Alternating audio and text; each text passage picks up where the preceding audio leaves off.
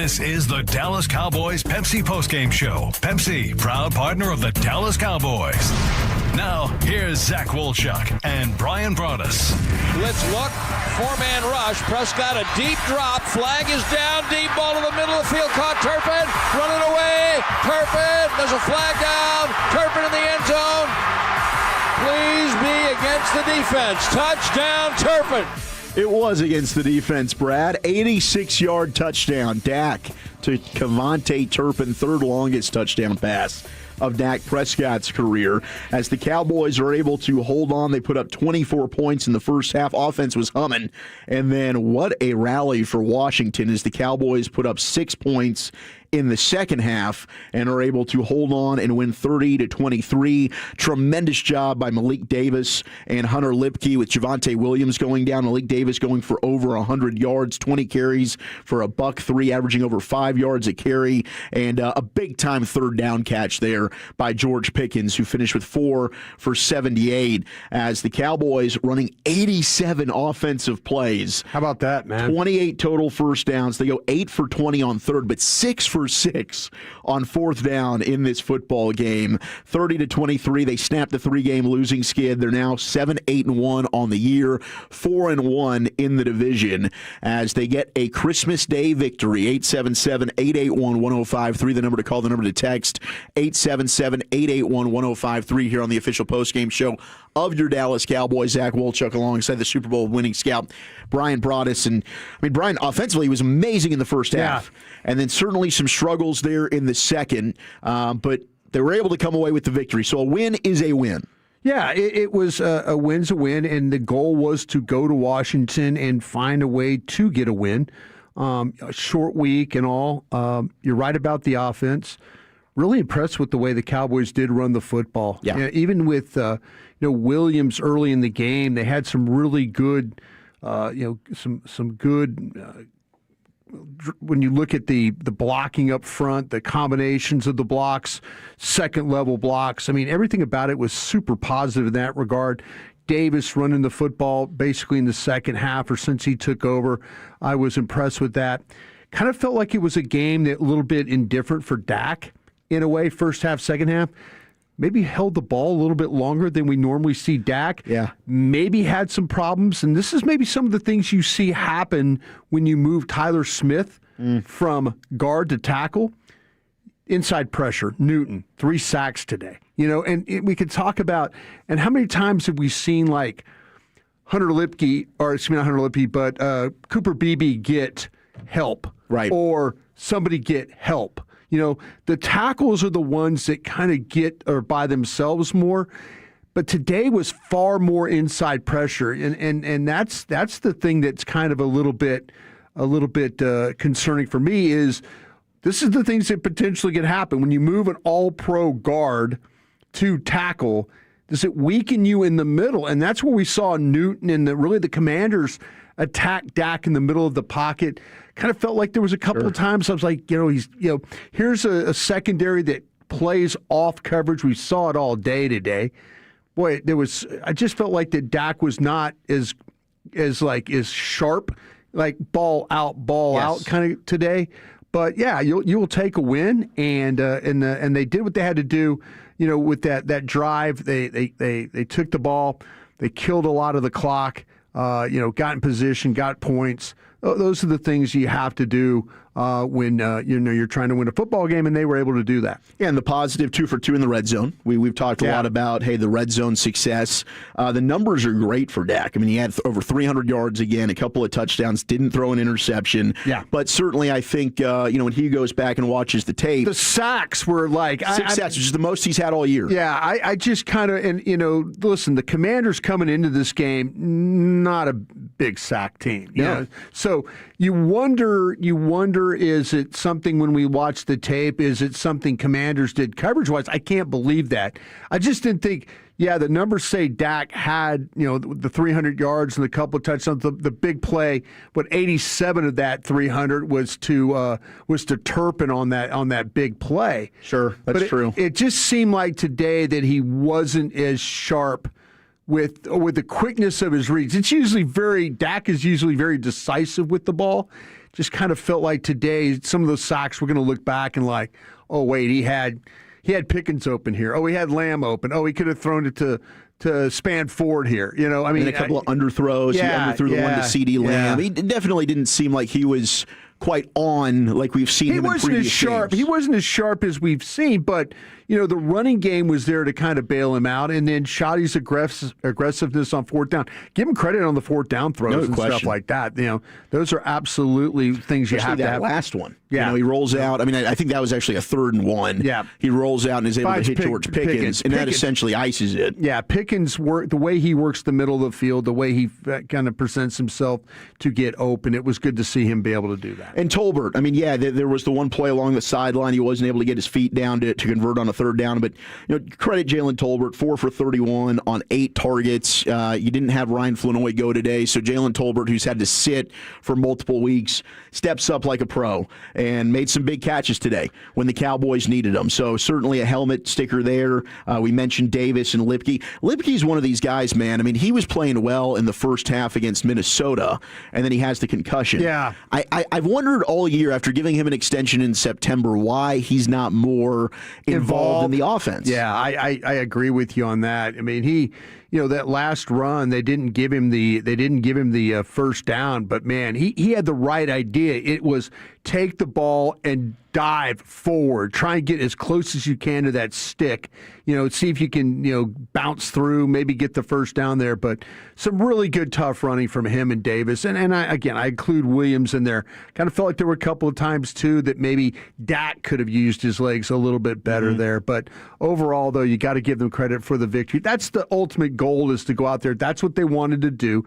Much to everybody out there who believes in draft like you and I do. But, hey, it makes our job a lot easier when they're winning games. I think the fan base is always happy, especially in that part of the country, because there are a lot of fans that do live there. You could see that in the stadium today. A lot of Cowboy fans showed up for that one. 877-881-1053, the number to call, the number to text on the official Pepsi post-game show. Pepsi made for Cowboys watching. And if you want to use with the pros, use Jack Black is the official men's skincare brand of the Dallas Cowboys. Visit getjackblack.com today. Certainly, I get it with the defense. I mean, the tackling was poor. You allow a ton of big plays, 72-yard run for Krosky Merritt, a 29-yard run for Deebo Samuel, 41-yard catch for Deebo. McLaurin had a catch for 16. The defense at times, they stepped up, made some plays against the run. I thought Clowney had a pretty strong game today. He ended up with a sack and a half. And then Reddy Stewart got credited with the other half. So I thought Reddy Stewart played a really good game. Yeah, I did too. Those were probably two of your better players in my opinion. Yeah. Savone Revel going down, and it was another rough one, unfortunately, for the rookie. We'll go back and watch it.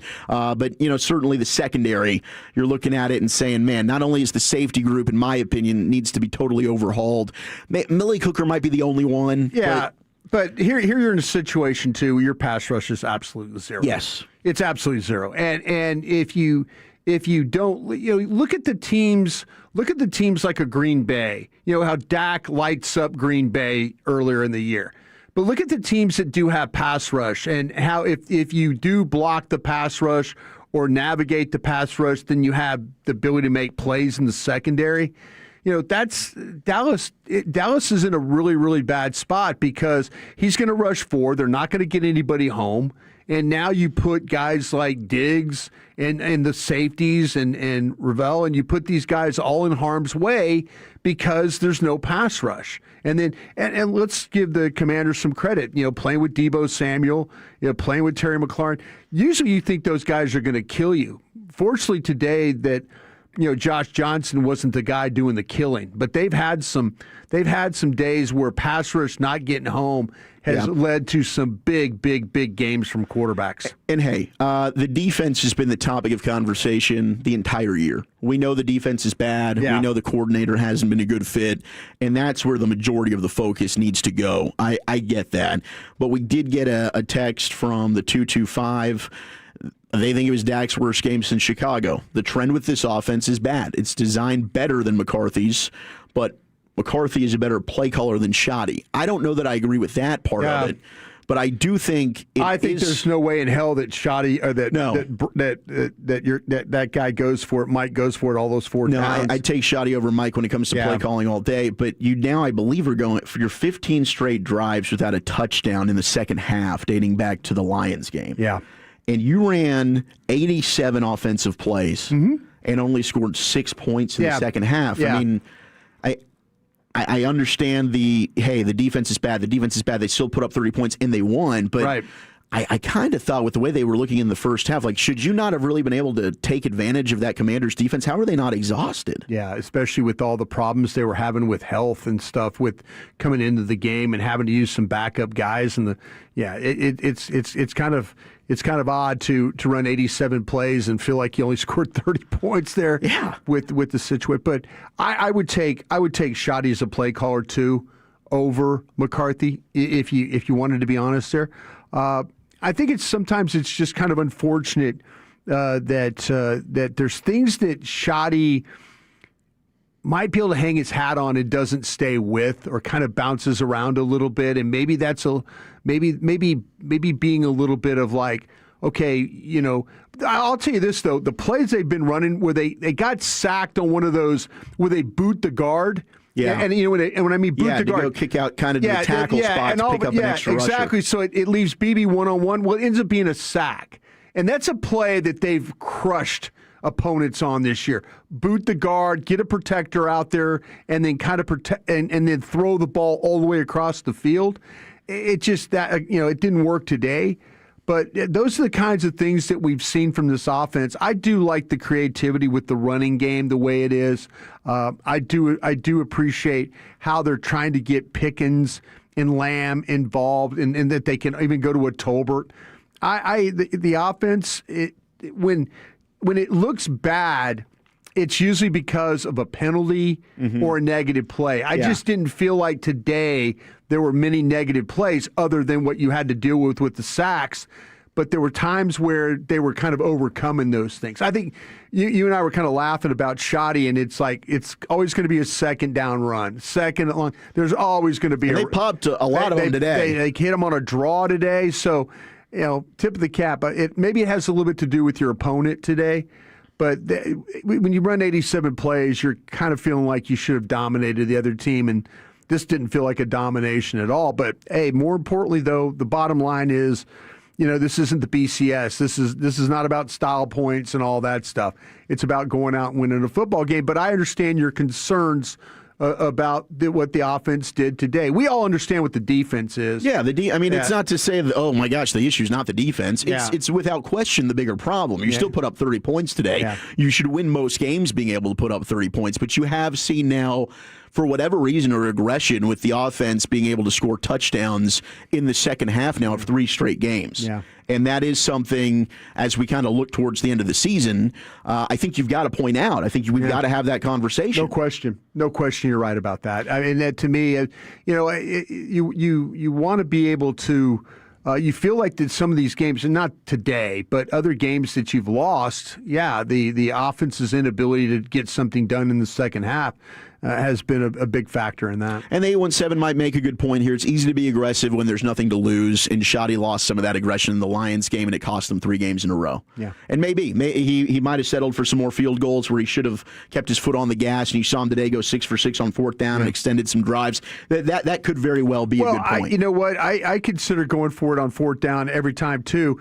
If I know I could throw the ball to Pickens, or I could throw it to Lamb, or I can hand it to potentially to Hunter Lipke and see or Dak sneak the thing. I mean, you were in some really some good situations where you should have gone for it, and he absolutely did. I mean, Dan Quinn got roasted last week against Philadelphia for punting a couple of different times on 4th down, when you should be, going for it and trying to keep the offense going. All right, we'll catch up with Bobby Belt, our Cowboys insider, the voice of your Cowboys, Brad Sham, plus your calls and texts, 877-881-1053. Merry Christmas, everybody. Cowboys get a 30-23 win over the Commanders. They snapped the 3-game losing streak. You're listening to the Dallas Cowboys Radio Network. A true Dallas Cowboys fan is there for the journey and the destination. This is the season to make your journey count by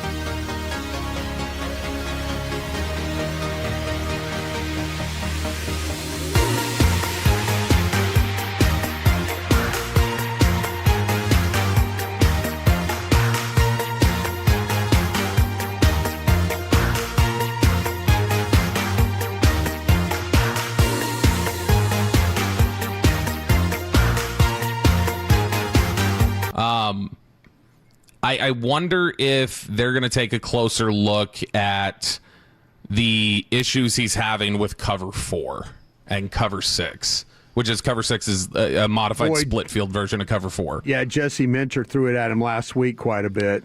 So today against cover 4 and cover 6, Dak was 6 for 17 for 62 yards. Yep.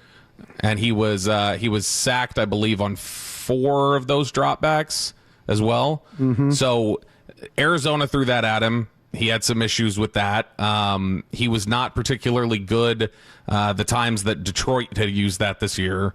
And it used to be back in the day, the book on Dak a little bit was obviously it was the too high shell. About 5 years ago, it was too high shell and some cover 2, cover 3 stuff could give him issues. He's been fine against cover 2 and cover 3 this year and the last couple of years. But this cover 4 stuff, you're starting to see more teams are trying to put that in front of him. And Washington today didn't run much of it in the first half. They ran a lot of cover 4 in the second half. Yeah. And I think that's part of what slowed the offense down.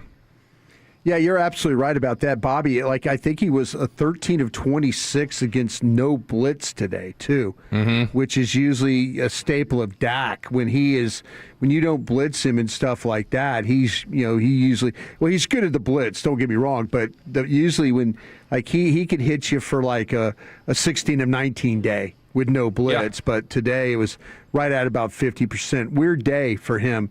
Maybe a little bit Dan Quinn. Knowing a little bit about the play? Yeah, absolutely. And defensive coordinators willing to, and I know this is going to sound foreign, guys, but defensive coordinators willing to change up some tendencies maybe whenever they see something is working against a specific player. And I think that more and more teams have started to see on tape, okay, this kind of slows them down a little bit. Let's see if we can throw some of this stuff at him. But, I mean, look, I think that it was there are some tweaks and positives. You saw the touchdown to Turpin. I had tweeted about this, but that was the same route. I mean, it was the same route combination that they were trying to run in the fourth quarter last week. That third down throw to Turpin with 8 minutes left that was just sailed, and Derwin James was back there chasing it.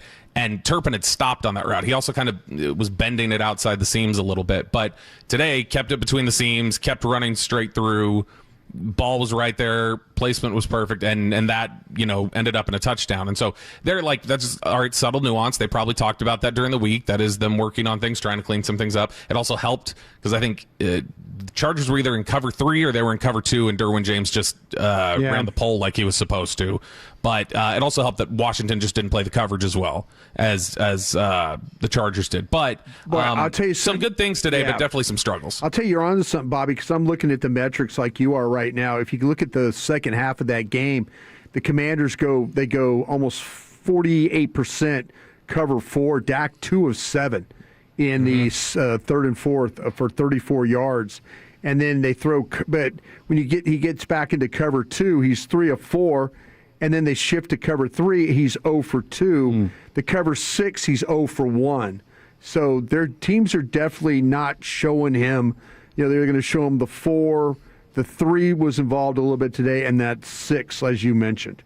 Yeah, all 6, which cover 6, like you've talked about it before, Brian. It's split in the field, cover 4 on one side, cover 2 on the other. But all six of the sacks today were in cover 4 and cover 6. Wow, all of them. Yeah. And so you're talking about he had 17 attempts, and I think he ran one. So you're talking about 24 dropbacks ultimately that he had where he was in those coverages and where he was sacked. Yeah. But I mean that means that like on the rest of it he was fine. It looked like he was having some trouble. They were either having trouble getting free in those coverages or Dak was having trouble reading it. How about this? Would you think that maybe and I brought this up to Zach, is when you move a Pro Bowl guard to left tackle, does that kind of make your pass protection a little wonky there inside? Yeah, I mean, it'll make everything wonky when you talk about disrupting anything that they've kind of become used to. I know people roll their eyes about the word continuity around the Dallas Cowboys, and I understand why.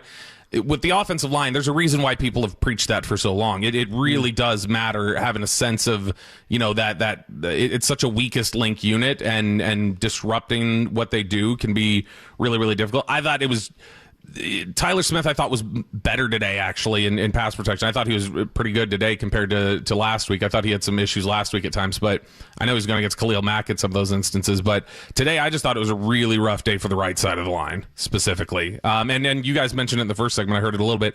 Dak was holding on to it a little bit too long in a couple of these instances. And again, that might be some of these cover 4 looks causing him to hesitate a little bit. Bobby, you're absolutely right. If you look at Terrence Steele, the 44 dropbacks, 6 pressures, 1.5 sack. That's Steele. Tyler Booker was 6 pressures as well, and then they had him with 4 sacks on that. So, So, but hey, they ran the football really well today. I mean, as a team, they ran it for 211. You had Malik Davis go for over 100 yards. Unfortunately, Javonte Williams leaves with that shoulder stinger, and Hunter Lipke averaging over 4 yards a carry. I mean, what do you think about the future for Malik Davis with this team? I mean, he was good today. He's got to get better in pass protection if he's going to be a full-time running back, or he's going to be a big play there, because, man, he will have some issues there. He had one today that was a problem that's sticking out in my mind. But, no, he's a tough runner. I think that it's a bit of a poetic thing for Jaden Blue to be behind Malik Davis right now. Because there was a time where, not obviously where they were picked in the draft, but there was a time where Malik Davis was Jaden Blue to this organization, basically. That he was somebody that they liked, and they had him on the roster. They just felt like the maturity wasn't always there, and that he needed to learn how to be a pro a little bit. And I mean, we've talked about it before. Malik Davis they were going to the game in Tampa for the playoff game, and he had to basically be dragged onto the plane by Skip Peek. Was that Tampa or San Francisco, Bob? Tampa. It was the Tampa game, okay. and had to basically be dragged onto the plane a little bit, and it's something that he's become more of a pro. Dak gave him a ton of credit for being like a big time professional a couple weeks back, and so Malik Davis grew into that and matured into that. So if you want kind of a trajectory, a path to follow, that's perfect for Jaden Blue to follow, being in that room right now with Malik Davis and somebody who can kind of say, hey, this is how I learned it. So there's value in that to begin with. But, two, I think also, just a tough runner, just a really nice, well-rounded back. I don't know that Malik Davis does a lot that's super elite. It's just all of it is pretty solid. Defensively, they somehow hold Washington to 23 points, but at times it did look like, oh my gosh, Josh Johnson, you're making him look real good as usual. What were your takeaways from the defense? I mean, it was about what we've come to expect. I thought Jadeveon Clowney was really good again today. He continues to be good. The run defense was really troubling. Yep. But again, you're also talking about it's the end of the season, and they've been eliminated, and I don't know what things they're trying to mix up and match and try to work on. Honestly, I think the Cowboys are using these last 2 weeks as extra practice time that the CBA doesn't allow. That this is a lot of this is about getting pad time and work in for guys who are part of the core that are going to be here next year. Yeah. And so I think the defense obviously really, really bad against the run today. I would have liked to have seen them generate a little more pressure given what I'd seen from Washington the last few weeks. But come on, Bob. Yeah, it was about what we've expected. Another rough day. No, that's what it is. It was a completely no. Come on, Bob. Performance. You were asking for pressure. I said, come on, Bob. By the way, the 2-4. The 2-4 says our defensive coordinator allergic to cover 3. Checking the cover 3 numbers, they were the Commanders were 4 of 6 for 55 yards, quarterback rating of a 95.8, 9.2 yards a carry, a completion there. So he's the 2-1-4 is asking for cover 3, and you actually got crushed in cover 3 today. You got crushed in cover 2 today. You actually got crushed in cover 1 as well. So whether you played 1, 2, or 3 today was not the best indication for what you needed to do. Yeah, basically your defense is bad, Brian. It's a bad defense you could put them in anything and they're bad. I just wanted to point out for the 2-1-4 that I had the access to the numbers for cover 3, and like I said, it was Josh Johnson was 4 of 6 for 55 yards with a 9.2 yards per attempt playing cover 3. Anything else before we let you go, Bob? Just that I love you all. We love you more. Merry Christmas, man. Thank you so much for jumping on with us. Enjoy the rest of the day. There he is, Bobby Belt, our Cowboys insider here on the official postgame show of your Dallas Cowboys after a 30-23 win on the road over the Commanders. We will get to your calls and texts. We'll also hear from the voice of your Cowboys, Brad Sham, 877-881-1053. Dallas Cowboys football will continue in a moment. Cowboys fans, here's the game plan. Touchdown to...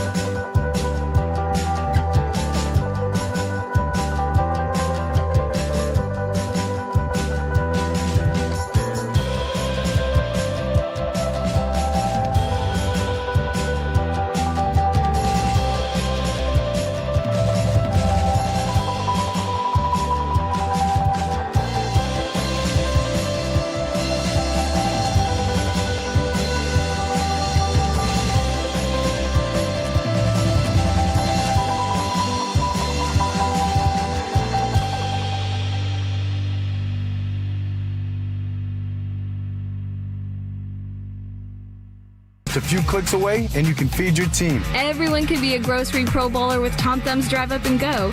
Download the app or try an online order to get started today. High left formation. Prescott under center. Lamb in motion right to left. Hand off Javonte Williams up the middle. Powell driving to the goal line. They haven't put their arms in the air yet, but they ought. Williams a little slow to get up. Did they said touchdown? Yep. Touchdown, Cowboys. Some tough running today for Javonte Williams, and after the game, Shoddy saying he's dealing with a shoulder stinger. It is. It's a problem. Yeah. And then in terms of Savone Revel, it's a concussion. So he's in concussion protocol, is what Shoddy said there for those two injuries. So we'll monitor if we get anything else. I mean, Ferguson, we know it's the calf, but 30-23, Cowboys get the win over Washington here on the official postgame show of your Dallas Cowboys. And Merry Christmas, everybody, as the Cowboys get you a Christmas Day victory. Always fun to beat the Commanders. Zach Wolchuk alongside the Super Bowl winning scout Brian Broaddus. But right now, let's go ahead and pause 10 seconds to allow stations to identify themselves across the Dallas Cowboys radio network. Your turn it on, leave it on. Home of America's team is 105.3 The Fan. Hello, baby. KRLD-FM and HD1, Dallas-Fort Worth. An Odyssey sports station. 30-23, Cowboys improved to 7-8-1 on the year. Let's go back out to Landover, Maryland. We will get to your calls and texts, I promise. 877-881-1053. But let's chat with the legendary voice of your Cowboys, Brad Sham. And Brad, man, 6 for 6 on fourth down today. Unbelievable. Now, some of that maybe you could say, well, you had to have 23rd downs, but that was pretty ballsy from Shoddy for the majority of this game. What takeaways did you have with that success on fourth? Well, I mean, that's certainly one of them, Zach. You know, I mean, Babe and I both on the biggest one, 4th and 2 from the 45, the pass that he hit for Tolbert. I mean, we both said, don't do it out loud. Don't do it. And that is our training. You know, I mean, it's risk reward.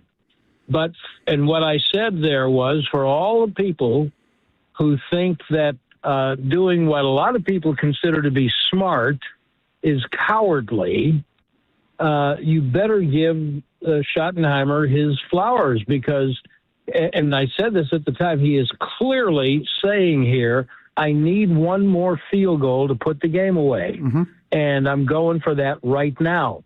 Now, will that, I don't, and the answer to this question I'm about to ask is, I honestly don't know. In today's football, will that pay out in the long run? I mean, what Brian grew up playing and being taught, and what the rest of us grew up watching and learning, and the answer is no, that you'll get killed if you push that button too many times. But that might not be right in today's football.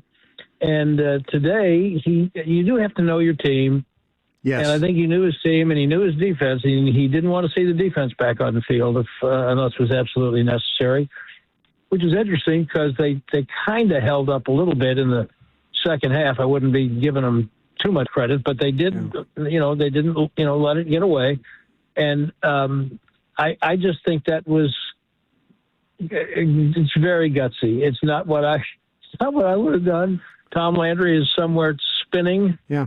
But, when he went for that 4th and 2 at the 45, it was very clear he was saying, this is our chance and we're going for it. Yeah, right now, I think the players have to love that. Yeah, I think, Brad, he was in a situation where the mindset all week was we're going to win a football game. And so, as we're all kind of like, man, I'm not too sure. He looked down at his play sheet and he was, let's go. I came here to win football games today. I didn't expect him to run 87 plays, though, Brad. I mean, I was a lot of plays. I was happy he ran 87 plays, and maybe he needed every damn one of them. Well, I think he did. And then when you factor in, he didn't have Javonte Williams in the second half, and he didn't have Flanoy, and so they were able to play a coverage that limited the time, the targets to Lamb and Pickens in the second half. When you factor in the protection, I can't wait to watch the tape because you can't give up 6 sacks. Yeah, and keep that's a heck of a hole to dig out of, but they did, and today it worked, and I think the head coach deserves a lot of credit for doing that, for having. if it doesn't work, you can't complain if that's the kind of football you want. And that's clearly, for most people, what they want. And so he went for it. And then you have to – I think Bass was good again. I'm pretty sure Beebe was good again. And except for the one penalty that he could have done without, Booker was good again. But I think you really have to give a lot of credit to Malik Davis and Jalen Tolbert. I mean, Davis didn't come here knowing he was going to have to rush for 100 yards and carry the bulk of the load, but he did it. And Tolbert's been in witness protection for 6 weeks. And, we need you now. Okay, here I am. And he did himself some good and deserves a lot of credit for that. You know, Brad, the post-game metrics will tell you that the right side had pressure troubles today when it was Booker and Steele. I think between them was 12. And I have the question for you, and I asked this of Bobby Belt. When you take an all-pro left guard out of the middle of that offense, does it kind of limit how you protect, how well you protect inside? Because that's where Newton and those guys were kind of getting after us a little bit. But I thought you said from the right side. No. I was just letting you know that the pressure numbers, but I was just asking the question because there was some. I mean, it's a fair question, and just on watching it, and Brian, I got to watch the ball, so it'll be tomorrow before.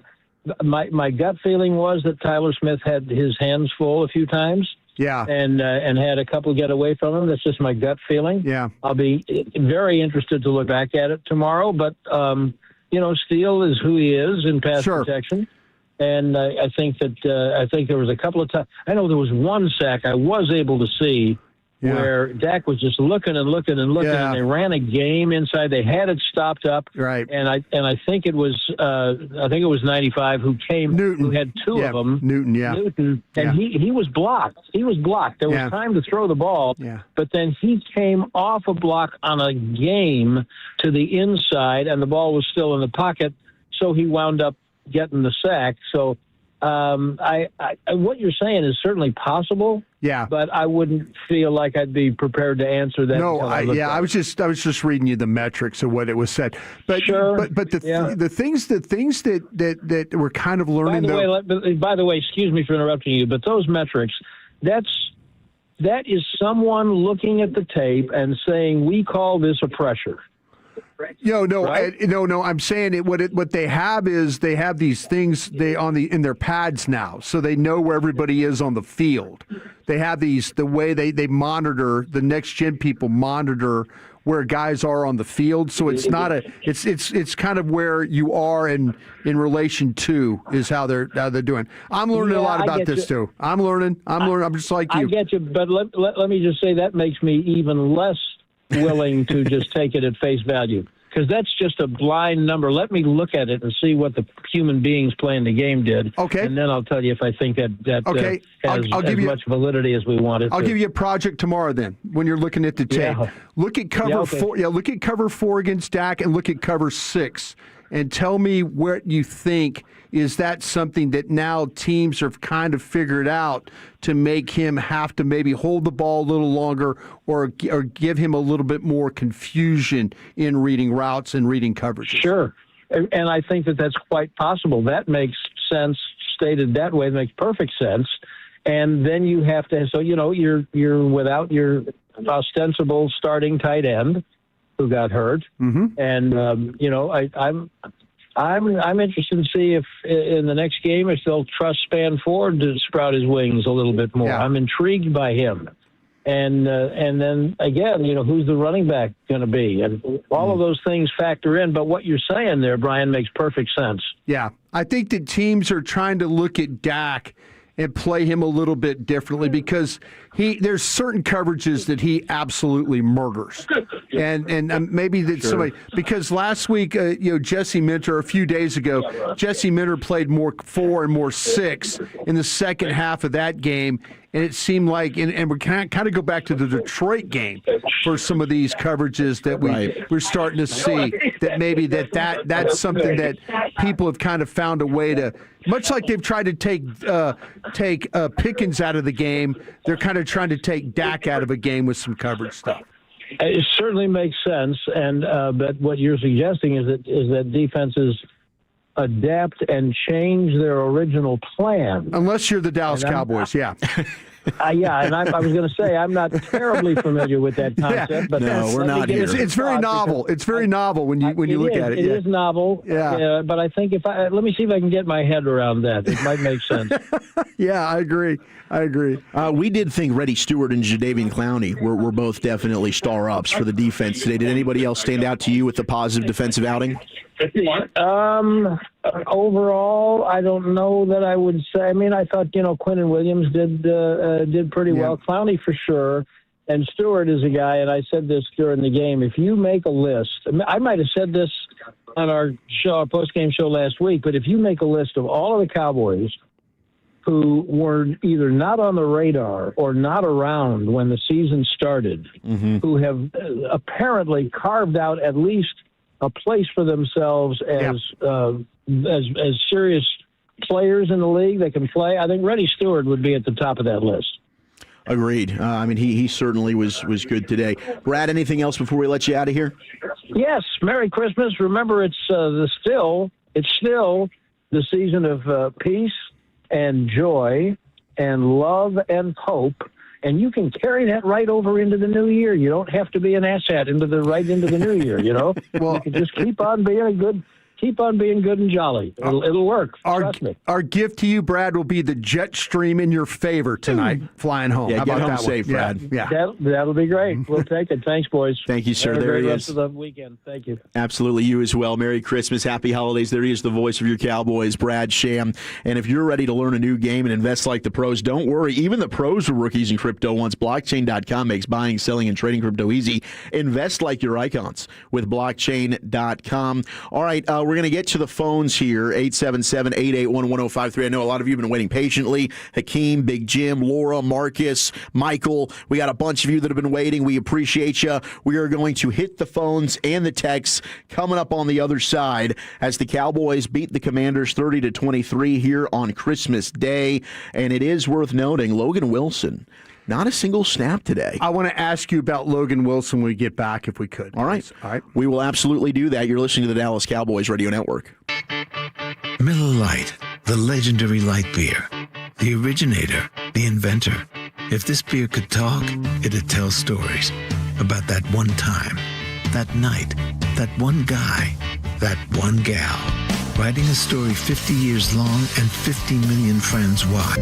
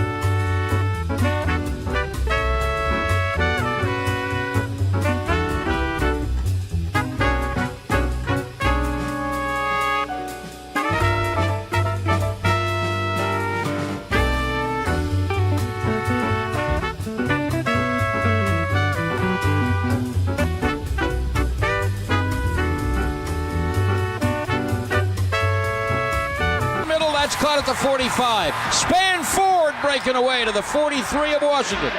Big 31-yard snag there for Brevin Spanford, and maybe we see more of the big fella in the finale against the Giants, depending on Jake Ferguson's status. 30-23, Cowboys snap the 3-game losing skid. They get back in the win column. They're now 7-8-1 on the season, with the final game next week in New York against the Giants.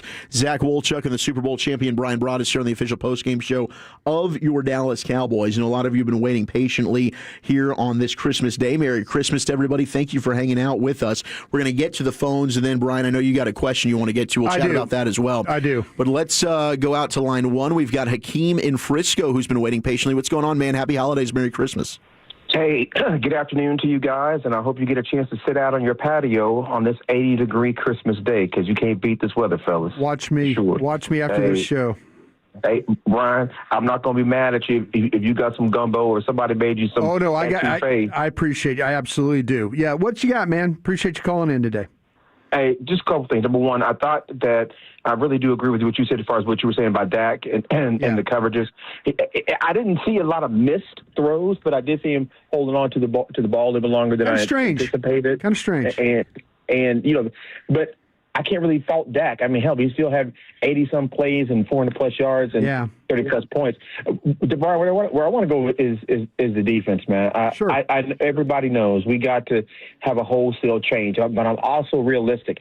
I'm not about to come in here and say, yeah, we need 9 new players. You're not going to change your defense with 9 new players. I do think that with the draft and with some free agency that we can bring in at least 4 to 6 new players. But it's not a matter of them being new.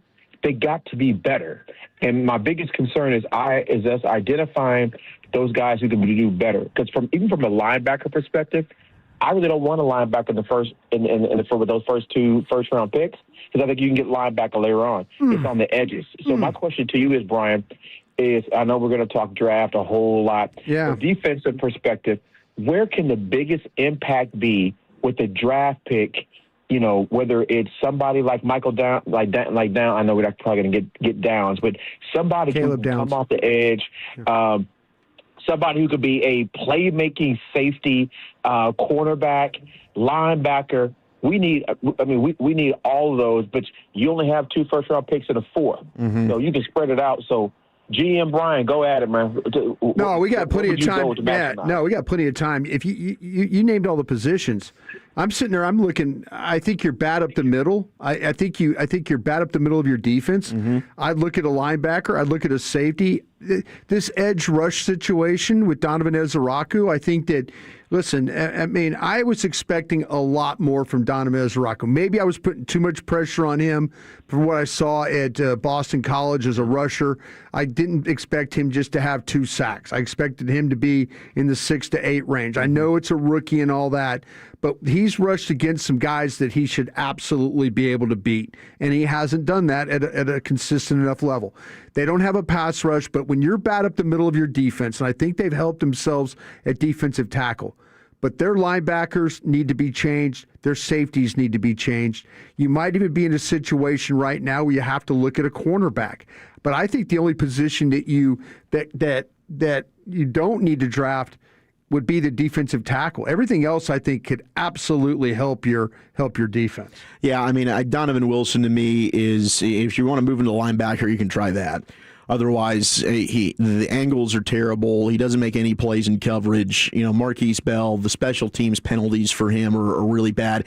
Malik Hooker doesn't really do anything in coverage for you a lot when it comes to deep, you know, as your single high safety. But he did come up and break down a play today, and he will tackle.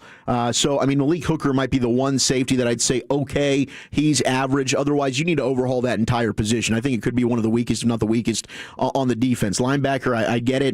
They've got Shamar James, Marist. Who knows? It feels like this coaching staff doesn't really want to put him on the field.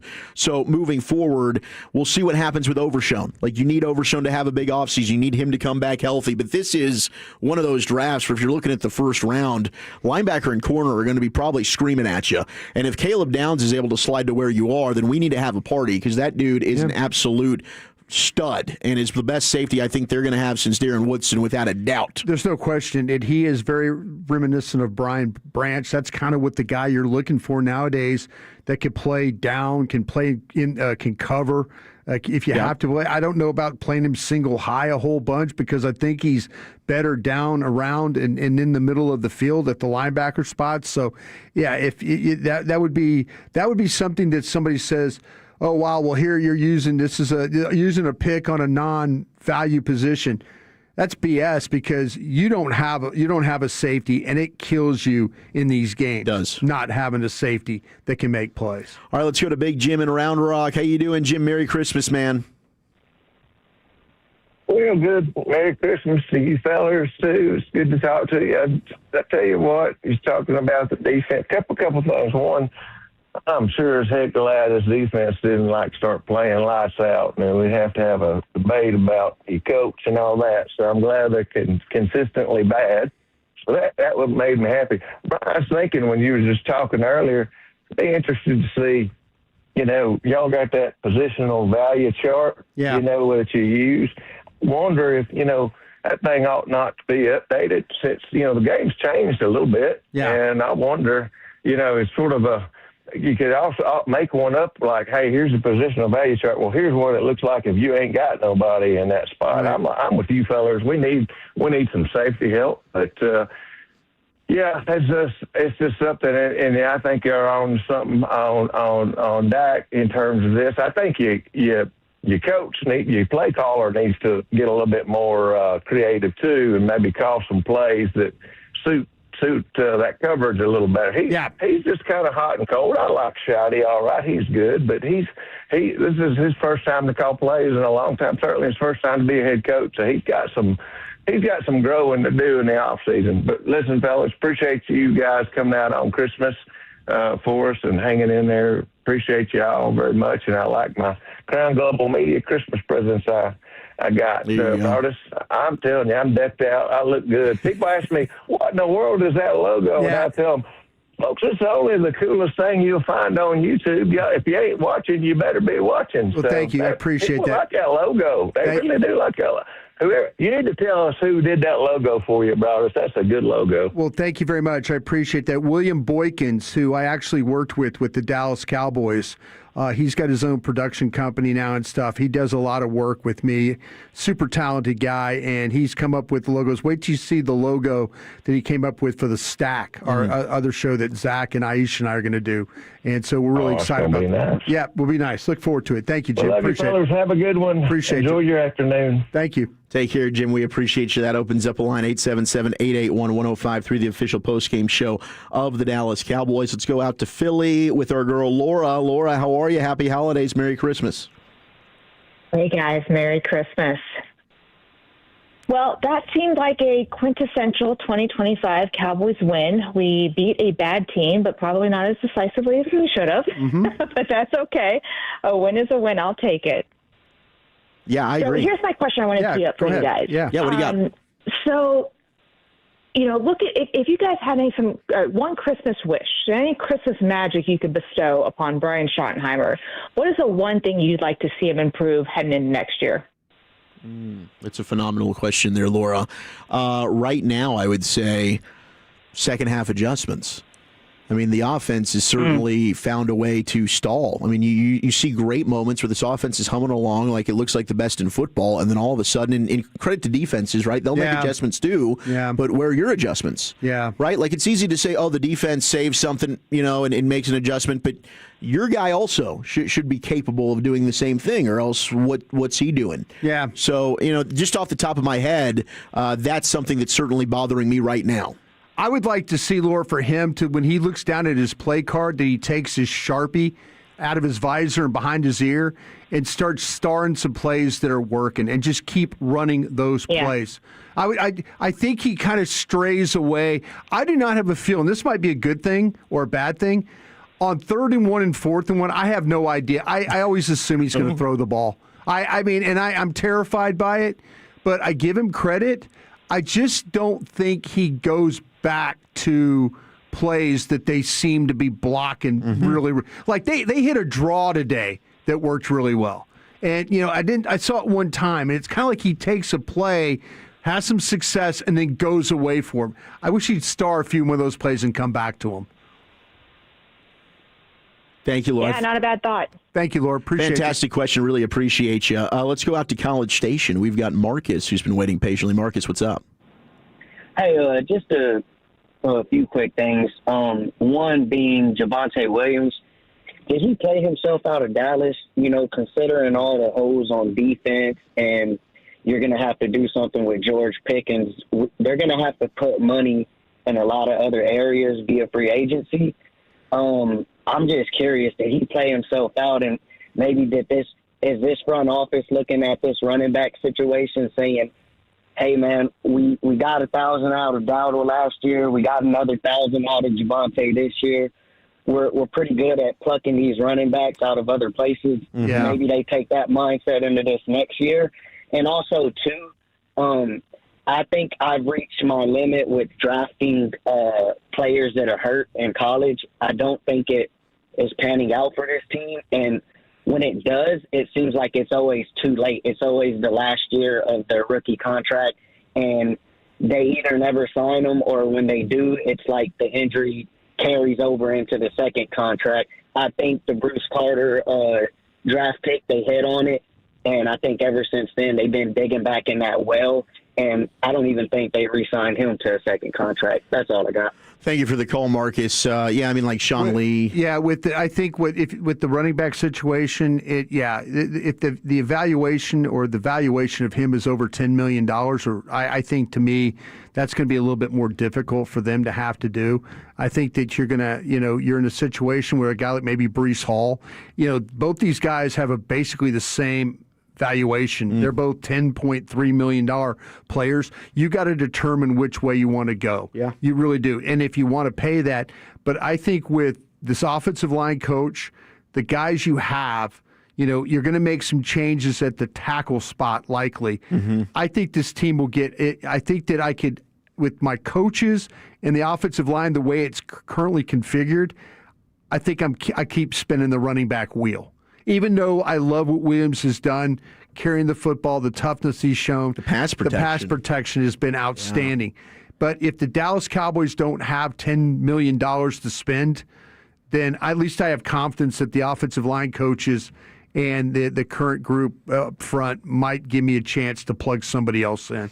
You just cheered for America's team on the field. Now see them on the reels. Cowboys-themed casino games developed by Aristocrat, now at a casino near you. Aristocrat, a proud sponsor of the Dallas Cowboys. Do you have a gambling problem? Please contact 1-800-GAMBLER for 21 and over. Michael, Easley, we'll get to you guys on the other side. 877-881-1053, the number to call, the number to text. We also have a question about the linebacker position that we're going to get to. Plus, we got Dak Prescott, Kevontae Turpin, Jadeveon Clowney. Dallas Cowboys football will continue in a moment. From retirement planning to insurance, SWBC has customized solutions to help individuals and businesses. Visit SWBC.com to learn more.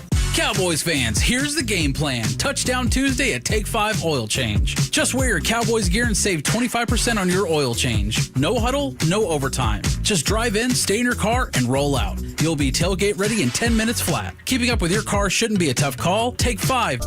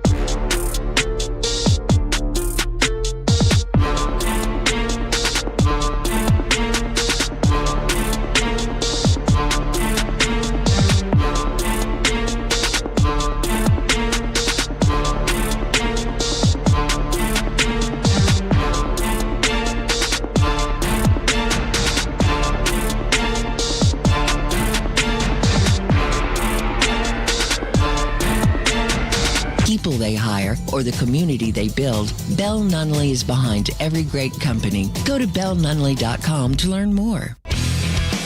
Johnson's in the shotgun, back and looking left, standing and looking, no rush. Now a rush, and Clowney's got him at the 11. Jadeveon Clowney finally worked his way through, and I think that's the Cowboys' first sack since the solstice. Jadeveon Clowney there with a big sack on third down near the goal line, forcing Washington to kick a field goal there. 30-23, Cowboys survive. They get the win on Christmas Day in Landover, Maryland, over the hated Commanders. 7-8-1 now on the year as they look to try and finish the season without a losing record. Zach Wolchuk alongside the Super Bowl champion Brian Broaddus. And when it comes to Jadeveon Clowney, he did catch up with a few people in the locker room. We'll get to some of his audio momentarily, but I know No C. Patrick Walker from DallasCowboys.com asked him if he wants to sign earlier in free agency. He said, next year, I just got to be ready a little earlier and stay ready. Maybe sign a little bit earlier. And like you said, I'm trying to go to camp next year so I can get the rust off me and get going. I'm looking forward to it. So certainly has been a guy that has kind of bounced around with various teams. But Clowney, he's been one of the lone bright spots, I think, at times this year for the Cowboys. And they missed him big time when he was not able to go against Detroit a few weeks back. Brian, you wanted to bring up the Logan Wilson situation, as he did not register a single snap today after the Cowboys traded for him. Last week it was, okay, he's supposed to start over Kenneth Murray. Yeah. And then it kind of went back to the rotation. Well, it was all Kenneth Murray and Shamar James today starting for the Cowboys. I wonder if Matt Eberflus knows that he's likely gone and he's going to play who he wants to play. That Murray has been a guy, he feels maybe a sense of loyalty to Murray. I know Murray's had his struggles, but he maybe in these meetings and stuff, Murray's been a guy, been a leader, been a guy that's had Flus's back, and I just wonder if, in fact, we're in a situation where they traded for Logan Wilson. The front office made a deal, go out. We haven't seen him play a whole lot. There's been times where he's been good, times where it hasn't been as much. We've seen a lot of Murray, but I wonder if you're in a situation right now where you're Matt Eberflus, and instead of looking at something for next year, for something, and when you're not here, I'm going to play who I want to play. I can very much see that. And I think sometimes coaches do that. I think that if a coach senses that things are going badly and I'm just going to go ahead and line up the guys I want to line up, and I'm not going to give them a view. It's kind of a I would say a selfish way to look at things. But if you feel like as a coach that Murray gives you the best chance to win and it really hasn't happened all year, well, yeah, that's probably why you're going to get relieved of your job. But I wonder if we're to the point now where he has a sense of loyalty to Murray, and you know what? He's going to go out on that sword. And I don't. There's no other excuse or no other reason I think not to play Wilson, but it could be a situation where he's kind of like, and this is going to sound terrible to say, he's giving everybody the double middle fingers.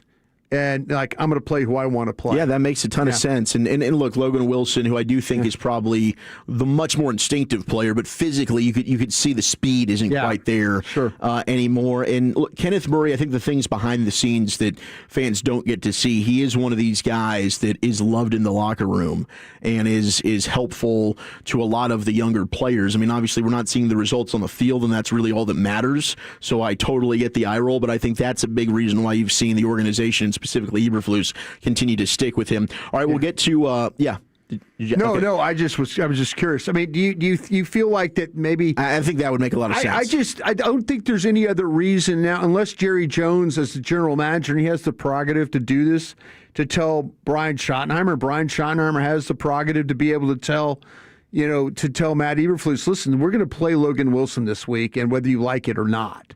But I think there's a sense of right or wrong, and the eye test has shown it's been a lot of wrong. Sure. But there also turns into listen, I am not going to give the front office, if you want to get rid of me, then fine. I'm going to do what I want to do when it comes to playing these players. And now that you've been eliminated, maybe there's the front office doesn't want to fight him on this stuff anymore. All right, we'll hear from Brian Schottenheimer here in just a moment, but Easley and Callie's been waiting a long time. Easley, how are you doing? Hopefully I'm pronouncing the name right. Merry Christmas, Happy Holidays. What you got? I'm doing good. How are you guys doing? We're all right, Great, man. thank you. All right. I have 2 questions, and I'll get out of your guys' hair real quick. I don't have hair. Oh, sorry. No problem. But first question is, now this team has had a track record before in the past of like flipping the play caller and like keeping certain position coaches on staff, and I wonder. We all know Eberflus is essentially gone, so I wonder. Do they keep what do you think they do with these position coaches after this season? Do they keep them? Do they just wipe it all off and have a clean slate going into next year? And my other question is, for me, watching this season and watching how this team has gone this season, it feels very 2013. It feels very similar to 2013, and I want to know. Do you guys? Is there any? Does this team specifically feel like any other prior lackluster Cowboys season, or is it just a unique one on its own? Yeah, I mean, honestly, I've had a bunch of those Jason Garrett 8-and-8s. Yeah, which 2013 would be one of those. Yeah, that's as far as coaches staying, if they make a coordinator switch, I think that they would probably want now. If a coordinator comes in and says, hey, listen, I'd like to bring my own defensive line coach, and I don't think Aaron White-Cotton's a guy that fits what I want to do. Mm-hmm. I think coaches have that prerogative to do that. If they have a guy, they should. If all of a sudden, for example, we get a guy, you get a situation in Tampa. Say Tampa goes bad and Todd Bowles gets whacked at Tampa. Whack's a bad word. Yeah, he gets let go. He gets let go. So he gets let go, and all of a sudden, like Todd's thinking like, I'd like to bring my defensive line coach, much like what Dan Quinn did. Yeah. I'd like to bring my linebackers coach. Or I'd like to bring my secondary coach. I think that now you have to kind of, if you're Brian Schottenheimer, you got to vet that. Mm-hmm. If you're Jim Swartz in Cleveland and you're thinking, oh wow, here we can bring along a guy that coached, Myles Garrett and coached at a high level and it developed some guys. Yeah, I think Sure. I think these coordinators. If I'm a coordinator, I don't take the job unless I can bring along 1 or 2 key assistants. And Brian Flores might have a badass defensive line coach that he likes, and he might have a badass secondary coach that he likes. So I would just leave that very, very open. If you stay over because they want you around and they think you're really developing guys. But you saw what happened with a guy like Al Harris, right or wrong. I don't think Shoddy and Brian I don't think Shoddy and Al Harris got along particularly. Well, and that was a guy that they kept for Mike Zimmer's staff. Right, but I think for the Brian Schottenheimer staff, I don't think that was particularly the case because maybe Matt Eberflus said, no, I don't want this guy around. I got my own guy. Yeah, 877-881-1053. That opens up some lines here on the official postgame show of your Dallas Cowboys. Let's get tape from the locker room. Here was Brian Schottenheimer postgame. Yeah, the message was Merry Christmas. I thought, we've talked about the relentless play style. We've talked about that all week on a short week because we knew we couldn't get pads popping during the week, but we knew we had to play a physical game. When you guys go in there, you'll see a few of the guys look like they were just in literally a heavyweight title fight. Malik Davis's arms all beat up and bloody, his eyes swollen. We were running out of bodies there at the end on offense, 80-something plays, 38 minutes time possession. But again, at the end of the day, it was a physical game, and I'm just really proud of these guys. Fourth down, you were up punch, you took a third down, set up fourth down, but the fact that you did convert 5 fourth downs, how big is that in a game like this? Yeah, that was kind of the plan going in, but why? The plan is you got to play yourself into those situations, and we weren't being cavalier, we weren't being reckless with it. We were getting ourselves into fourth down and 2 or 3, and we trust our guys to make plays, and I think they did it. I think it was 6 for 6 is what they told me. Again, I think that's a huge part of the time of possession. Clarence Hill, Dallas Cowboys. The season was Dak has been sharp most of the season. His first game, under 60% passing.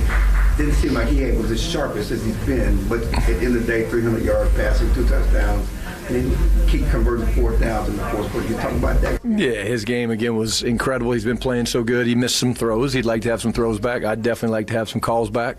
There were some calls there that I just really didn't like. I thought DQ had a better call than me in a number of areas.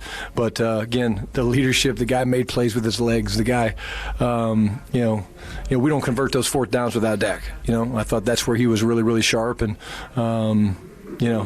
again, the way this guy competes is just special, Clarence, and wasn't surprising to me that we finished on the field with the ball, and he did it with his legs with the quarterback sneak. 6 sacks. He took a lot of hits. Yeah. Now you just have to look forward next week and say maybe we need to say this is enough for that. It's Christmas. I'm going to enjoy Christmas, man. I'm going to have some eggnog, and I'll deal with that when I get looking back to the film. But definitely some eggnog, and we're playing to win. Not a shot. Yeah, shoddy after the eggnog. Brian Tyler for the ESPN. With Malik and what he was able to do from where he was in August or July, whenever the fact we were in Oxnard to now. Yeah. Can you just talk about that? Yeah, I can. When we let Malik go, we had just kind of talked about like, hey, maybe a change of scenery is good for you. That's kind of, literally he and I had that conversation. We said, hey, change of scenery is good. And some guys figured it out. And he went home and he sat home and he had a couple workouts, but nobody bit. And when he came back, Todd, he was a different person. The way he approached everything, from the preparation, from the professionalism, everything was different. And that's the power of being on the outside looking in. And from the day he came back and walked into Oxnard and I saw him, I knew it was different. And he's played incredible well. He got over 100 yards today. I was trying to, in 4 minutes, trying to get him the ball. And literally I looked over and he was like this. His eye is all swollen. It looked like he took a right hand from Tyson. But again, I'm so proud of him, man. He ran hard. Offensive line, I think we had 210 yards rushing today. We ran the ball really, really well. Big part again of the us controlling the clock, time of possession.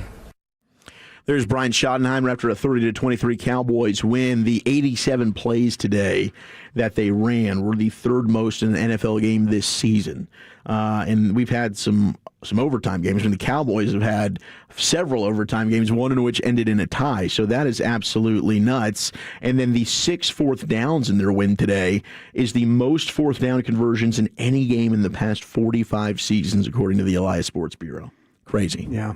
Absolutely crazy.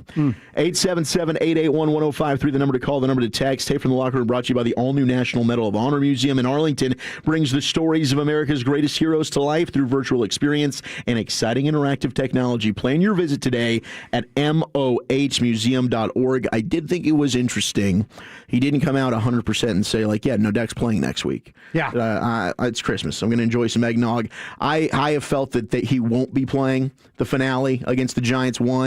That turf is terrible at MetLife Stadium, and I got to think 11 hits, 6 sacks, the worst case scenario, and you never want it's just losing any player that now bleeds into the following season. Yeah, and you're kind of in a situation, too, where you feel like, and I haven't seen the Giants in a while, but the Giants, I know the personnel. Brian Burns is having a heck of a year. Abdul Carter's coming on, just had a good game. Do you really want to expose him to that? We'll see what the Giants are doing with their situation.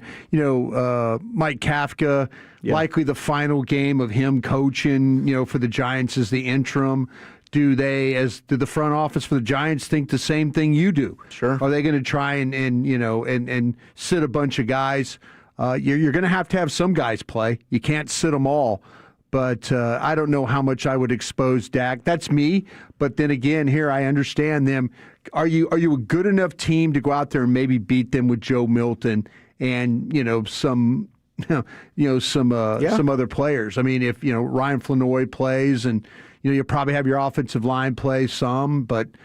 Are you good enough? Defensively, you're probably not, but offensively, you would have a chance, I think. All right, we'll get back to the phones, plus we'll hear from Dak. We got Turpin, we got Clowney from the Locker Room. You're listening to the Dallas Cowboys Radio Network. The ultimate getaway for Cowboys fans, it's waiting in the Bahamas. Trade the field for white sands, the crowd noise for ocean breezes, and discover paradise in Nassau, Exuma, or the Out Islands. There's a perfect play for every fan. Score exclusive travel deals, luxurious resorts, and that signature Bahamian hospitality. Don't wait for the snap. Visit Bahamas.com/Cowboys and book your dream vacation today.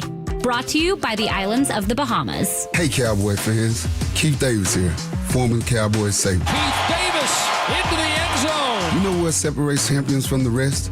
Making the right move at the right moment. With blockchain.com, that's never been easier. The Cowboys became America's team by striking bold when it mattered most. Now it's your turn. Invest like your icons with blockchain.com.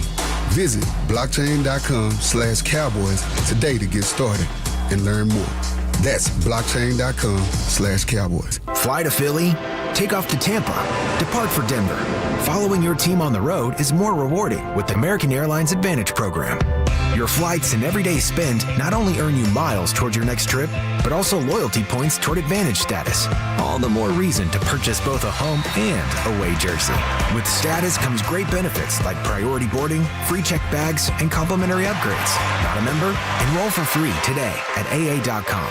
American Airlines, you are why we fly. Terms and conditions apply. Hey, you know having a game plan to stay healthy this season shouldn't be complicated, right?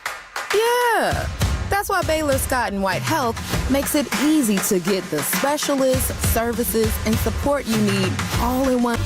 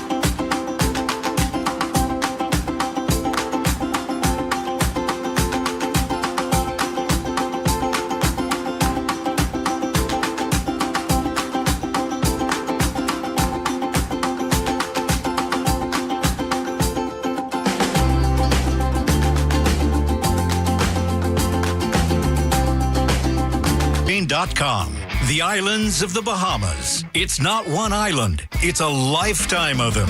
And by Miller Lite, the only beer of the Dallas Cowboys. 51 for a 2-score lead. The kick's away. Plenty of distance. And this one split the uprights. And the Pro Bowl kicker came through when they needed him. 51 for Aubrey. There is our drive of the game, 14 plays, 52 yards, resulting in that field goal that sealed the game, 30-20. They needed that one bad from Brandon Aubrey, and they converted quite a few third downs on that drive. They had the 4th and 2, Dak finding Jalen Tolbert for 7 yards on that one. So that was a critical drive. 3rd and 1, Dak ends up getting sacked, and they're able to still find a way to keep the drive going. So, hey, credit to Brandon Aubrey for coming back after missing that long field goal, and then he banks home the 51-yarder. If they don't have that, who knows if they're able to hold on and get the victory, 30-23. Cowboys beating the Commanders here on Christmas Day on the official postgame show of your Dallas Cowboys. Zach Wolchuk alongside Brian Broaddus, the Super Bowl winning scout. We'll get back to your calls and texts, 877-881-1053. Hopefully everybody out there is enjoying your Thursday. Merry Christmas. Happy holidays to everybody out there. But let's hear from Dak Prescott after this 30-23 win. Yeah, definitely one of my sharpest. Got to go back, look at film. I know a couple of them, they did a good job. I was putting the top on it, wanted to be greedy early, and I honestly had some of my shots, missed them. Had one early to CD, just underthrew him. Honestly tried not to overthrow him, was disappointed in myself when the ball's halfway in the air. Just missed some throws. There was one late in the third quarter, an over to CD as well that left it behind him. that you want back. And then there was that third down, right, back-to-back plays to see that he made the right play, made the right read. I've just got to get him the ball, simple as that. We're able to get a win, though. That's the most important part of it. It did take some hits, but came out clean. Blessed to play on Christmas. You still want to play next week? For sure. For sure. No question. No question. I mean, I love this game. I love any opportunity that I get to play it. And so with like that being said, I mean, yeah, if I get to go out there, I'm going to give my best. I'm going to prepare the same way. I'm going to be the same player that you guys know. And so I understand, the reasons why maybe not. And if I'm approached with that, I'll handle that then. So a final decision has not been made. I mean, in my mind, and any conversations I've had to Shotty or anybody about it would be I'm playing. So, yeah. Dak, Tim Cowshaw, Dallas Morning News.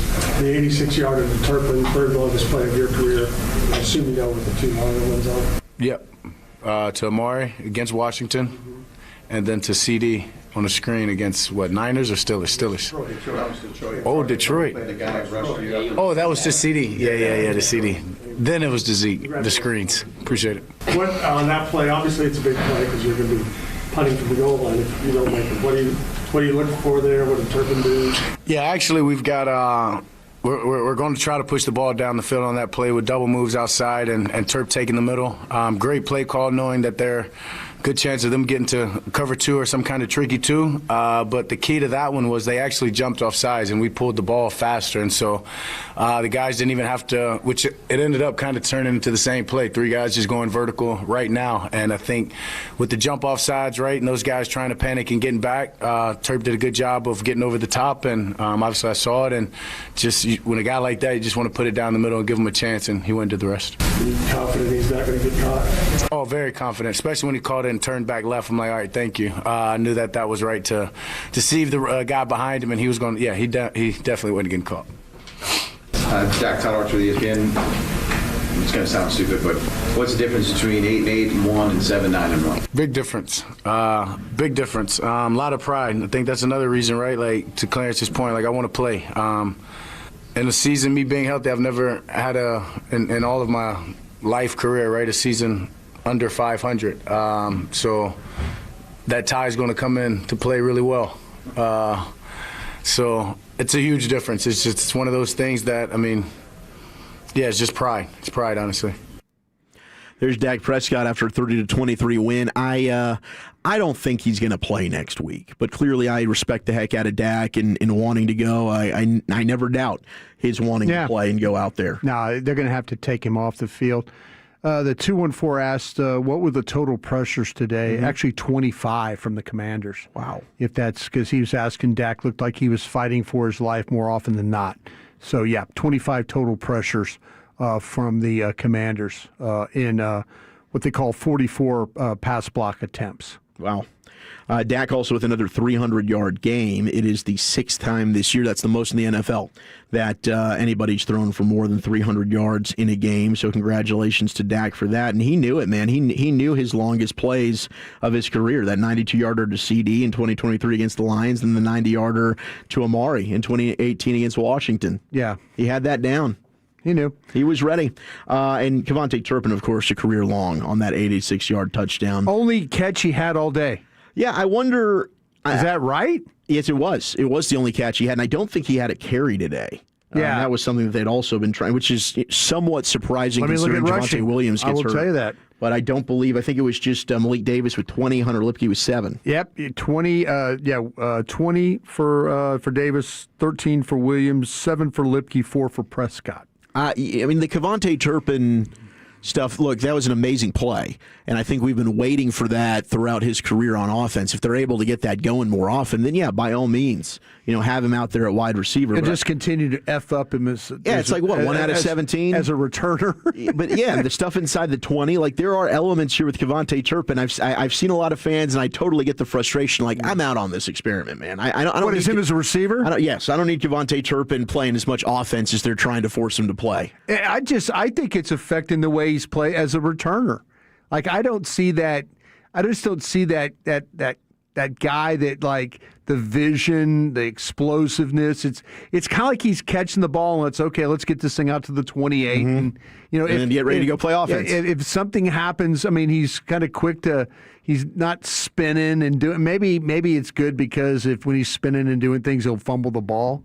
But I just don't see that guy that was once a great returner. I think that those days are probably gone. As long as he feels like he's going to be a big part of the offense, he ain't interested in returning the ball very much. Well, that's a concern because he's been, of course, a Pro Bowl, one of the best kick returners in football. But yeah, I mean, if I had to pick one or the other, like let's say that is the reason, I'd rather just have him returning. Yeah. And I'll figure other people to play offense. Sure. I think that's really where he's been special throughout his career, and obviously has been really big in the locker room. On Hard Knocks, they focused on the Turpentine. He gets everybody together.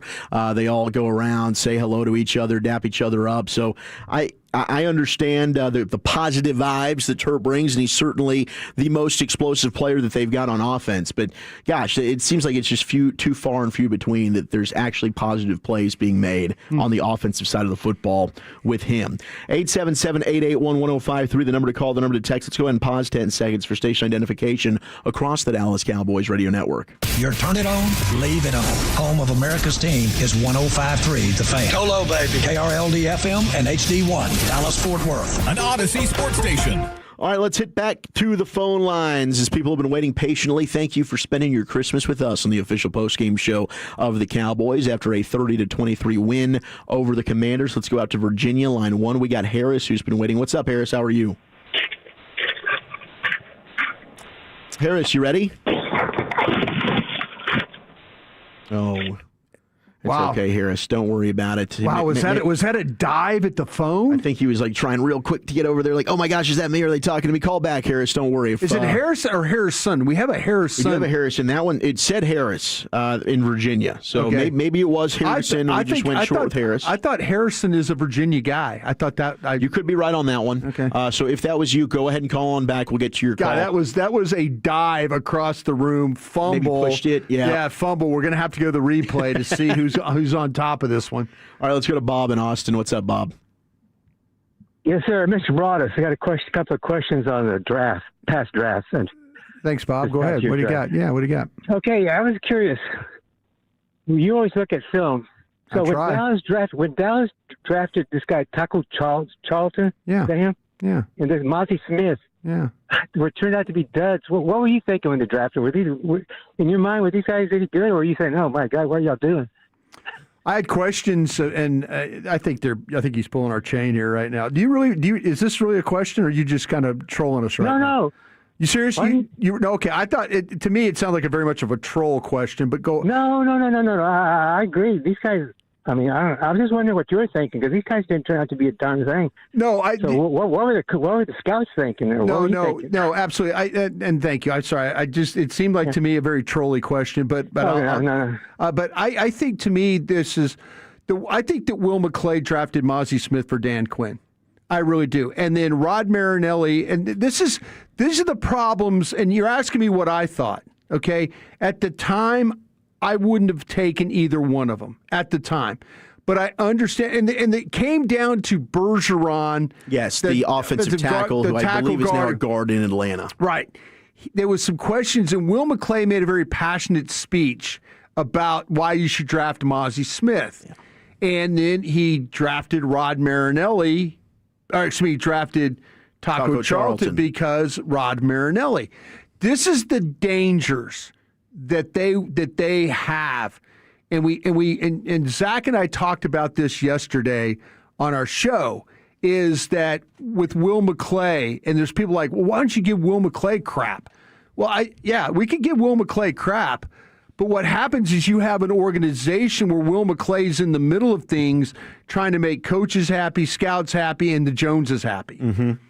Too many people trying, and then you have compromise. Right, and that is the problem. That is the biggest problem. So all of a sudden, when they take a guy like Mozzie Smith, you're like, all right, well, they've never drafted a one technique. They haven't drafted a one. And I think I believe this with all my heart that he did this one for Dan Quinn. Sure, and it didn't work out. No. So I wasn't sitting there and acting like, well, this is just a great pick at the time. I think if you go back and listen to draft shows or the day of the draft, we were all kind of very honest that everybody was in the room that day about the pick. I wasn't particularly, but I saw value of trying to grab a one technique. Yeah, I think that was the biggest thing. It was like, okay, they've pivoted to a position they haven't put value in. Yeah. So give them credit for that, but I think he was player 45 on my board, and they took him at like 27, if I'm not mistaken. So, yeah, and then Taco Charlton, I think everybody was looking at T.J. Watt, but they didn't look at T.J. Watt as a guy that had proven to put his hand in the ground. Yeah. Was some of the conversation. So, like, hey, for Will, he'd probably wear Mozzie. He absolutely does, because I've tried to defend him about the Mozzie Smith, and I've tried to defend him about the Taco one. Mm-hmm. I know, working at an organization as long as I did, 14, 15 years, I know how it operates that way. And things are not going to change with Jerry and Stephen Jones running it. And what I told you yesterday, what I would like to see change is the fact of having less people have a voice in that organization. Yes, there are too many voices in the kitchen there. There's too many chefs in the kitchen. I couldn't agree more. You need one person that has the vision and is the decision maker. And hey, Jerry and Stephen, I don't think they're ever not going to want to be involved in those decisions. They take pride in the. And if that's the case, fine. But it needs to just be those two and Will. I agree. To me, they take a lot of pride in consensus and all those things.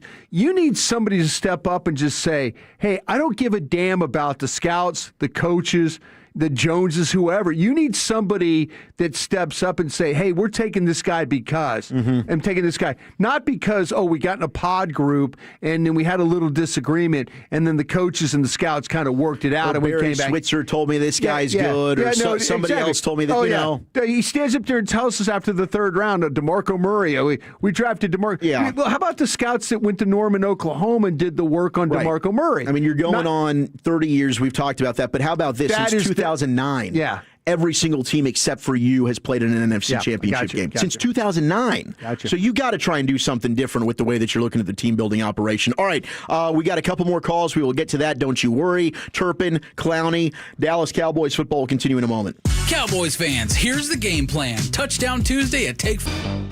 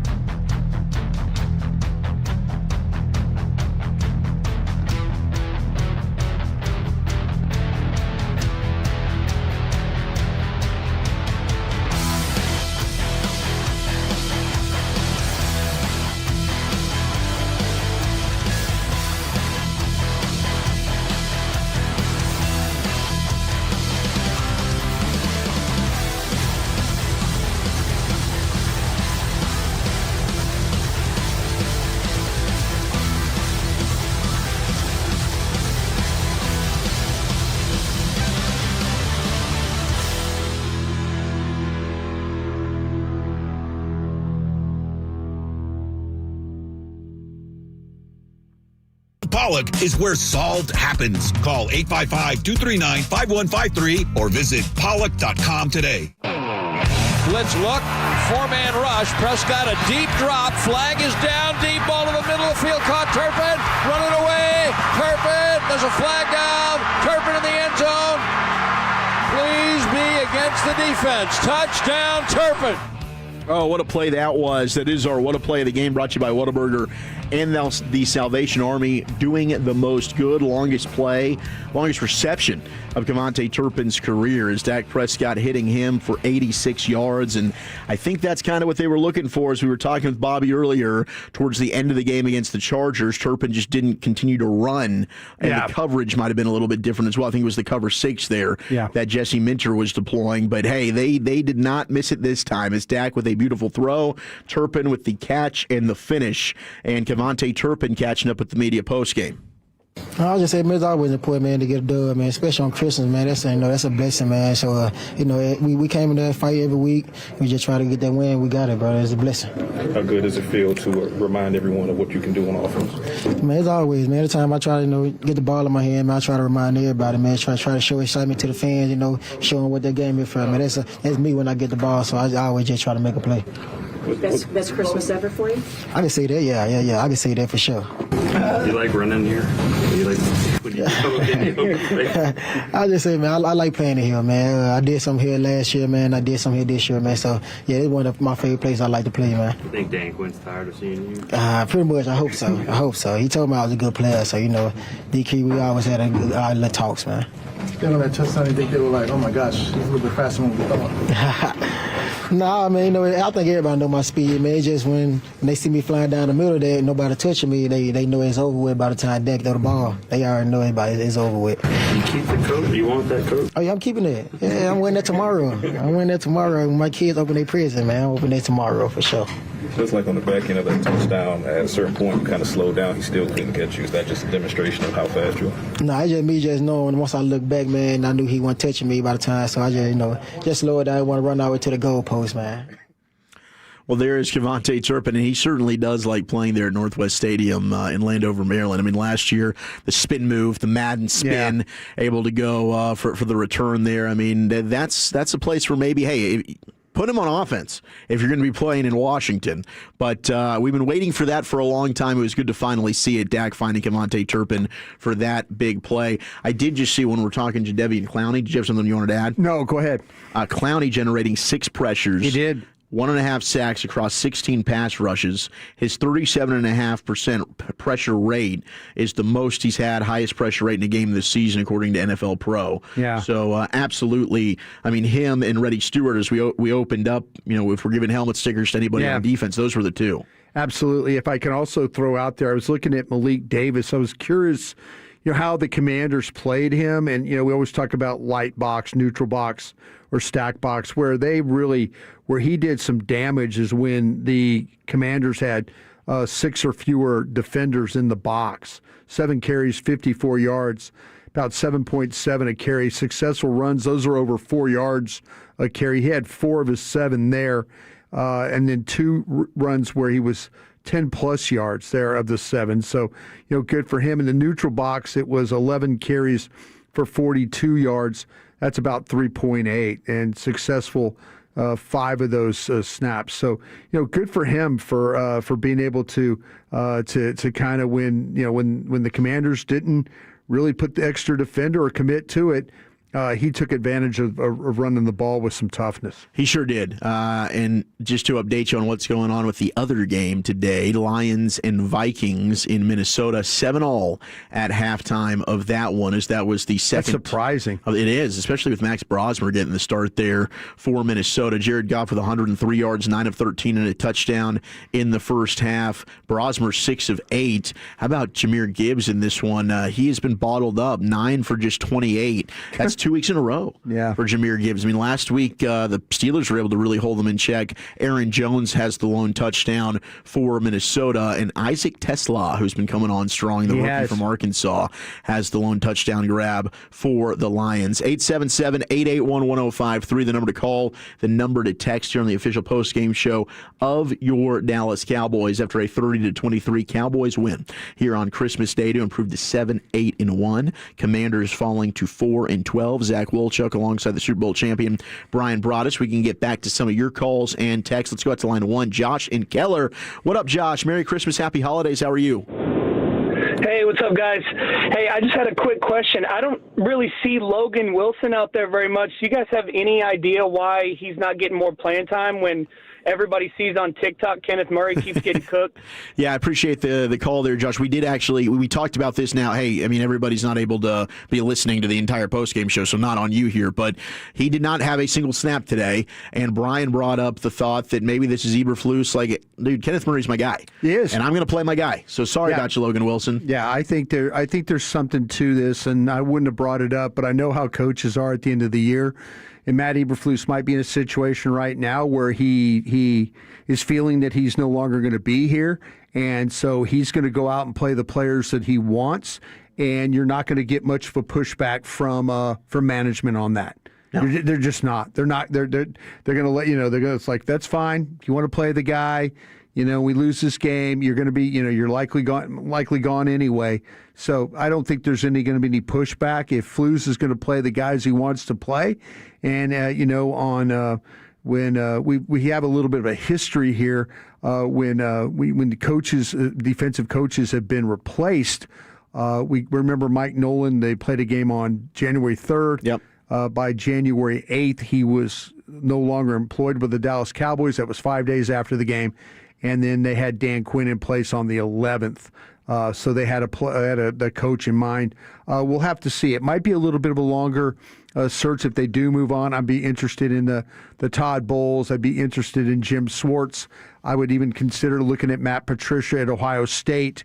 But you need somebody that's going to take this personnel that you currently have and personnel you're going to potentially have in the future and make it a lot better than it's played this year. No question. Jim Leonard with the Broncos might be another name they could consider as well. But, I mean, you look at this defense, and absolutely they need to make a change when it comes to the coach. It is not a fit. But, I mean, outside of Quinnen Williams, I mean, Kenny Clark today, and he's playing with a club on his hand, and Kenny Clark's had some good moments this year. They'll have to make a decision on his contract, what they want to do with that. Osa obviously is under contract. Do they bring back Jadeveon Clowney? But the linebacker group, I mean, Overshown hopefully can come back and be the version of himself that we remember with a full offseason to his advantage. Shamar James going into year 2. What would the new coaching staff think about Maris Leofau? This one does not seem to want to play him at all. Murray, Sanborn, Wilson, they can go for my money. And you don't have anybody under contract outside of Donovan Ezeraku along your defensive line. Yeah. You're going to have to totally figure out what you want to do, when it comes to keeping Sam Williams. Do you want to bring him back? I think probably a lot of fans would say, no, I'm okay in that regard. Perrion Winfrey, he's a guy that was active last week. Dante Fowler, James Houston. What do you want to do with these guys? And then I really still think safety, that needs a total overhaul. And that's a position that they have not put resources in. They got a cheap deal with Malik Hooker. Wilson's a 6th-round pick. Bell and Thomas are undrafted rookie free agents. Elijah Clark is an undrafted rookie free agent. They need some difference makers at safety. And then at corner, the dig stuff, Revel, obviously, hopefully a good offseason's healthy there. Do they want to bring back Reddy Stewart? But there are so many questions on this defense. It is both. The personnel is not good enough, and they need drastic changes, and I don't know if they can do that in an offseason, but obviously I do agree with you. Eberflus and a new defensive coordinator is going to be a big step. Yep, absolutely. 877-881-1053, number to call, number to text. Let's hit line 2. We got Vegas in the Bay Area. Vegas, how are you? Hey, guys. Tolo here from the Bay Area. Love listening to you guys. I had a couple questions. So, looking at next year, going off of what Broaddus you were talking about with just too many voices in the room, I kind of go back and forth on whether or not I think that's a good thing. I mean, we probably wouldn't have Dak if we weren't listening to the coaches. But also remember, others like Tristan Hill, which I think was the Marinelli guy that just didn't work out. Yeah.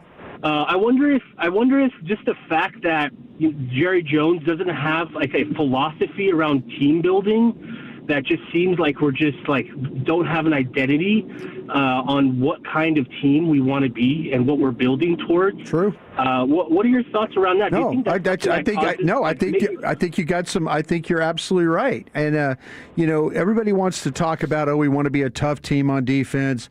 We want to be physical. We want to control the line of scrimmage. We want to be able to cover guys in the secondary and all that.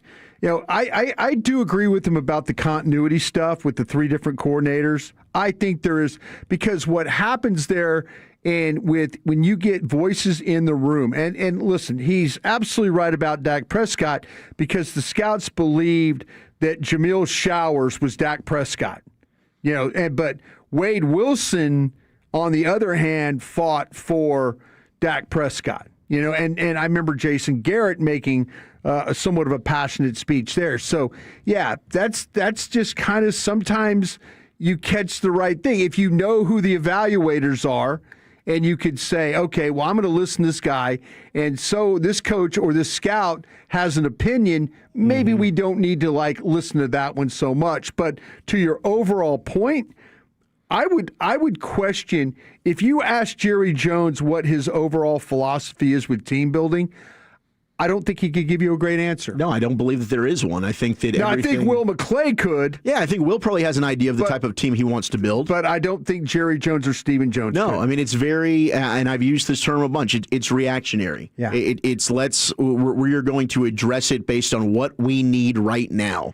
What do we need to get through today? What do we need to get through this week? That's kind of how they build this thing, and it's been a failed and a flawed plan. That's why it's like you got to change something. So I get the point of, hey, there's a Dak Prescott. There might be other examples of that, but man, you can't be doing the same thing, or else you're going to be talking about this year over year. You've got to change some type of way that you're building this thing. I think the draft gods have been really on their side in a lot of ways, but I know people out there wait, whoa, what about all the second round busts, or what about the first round?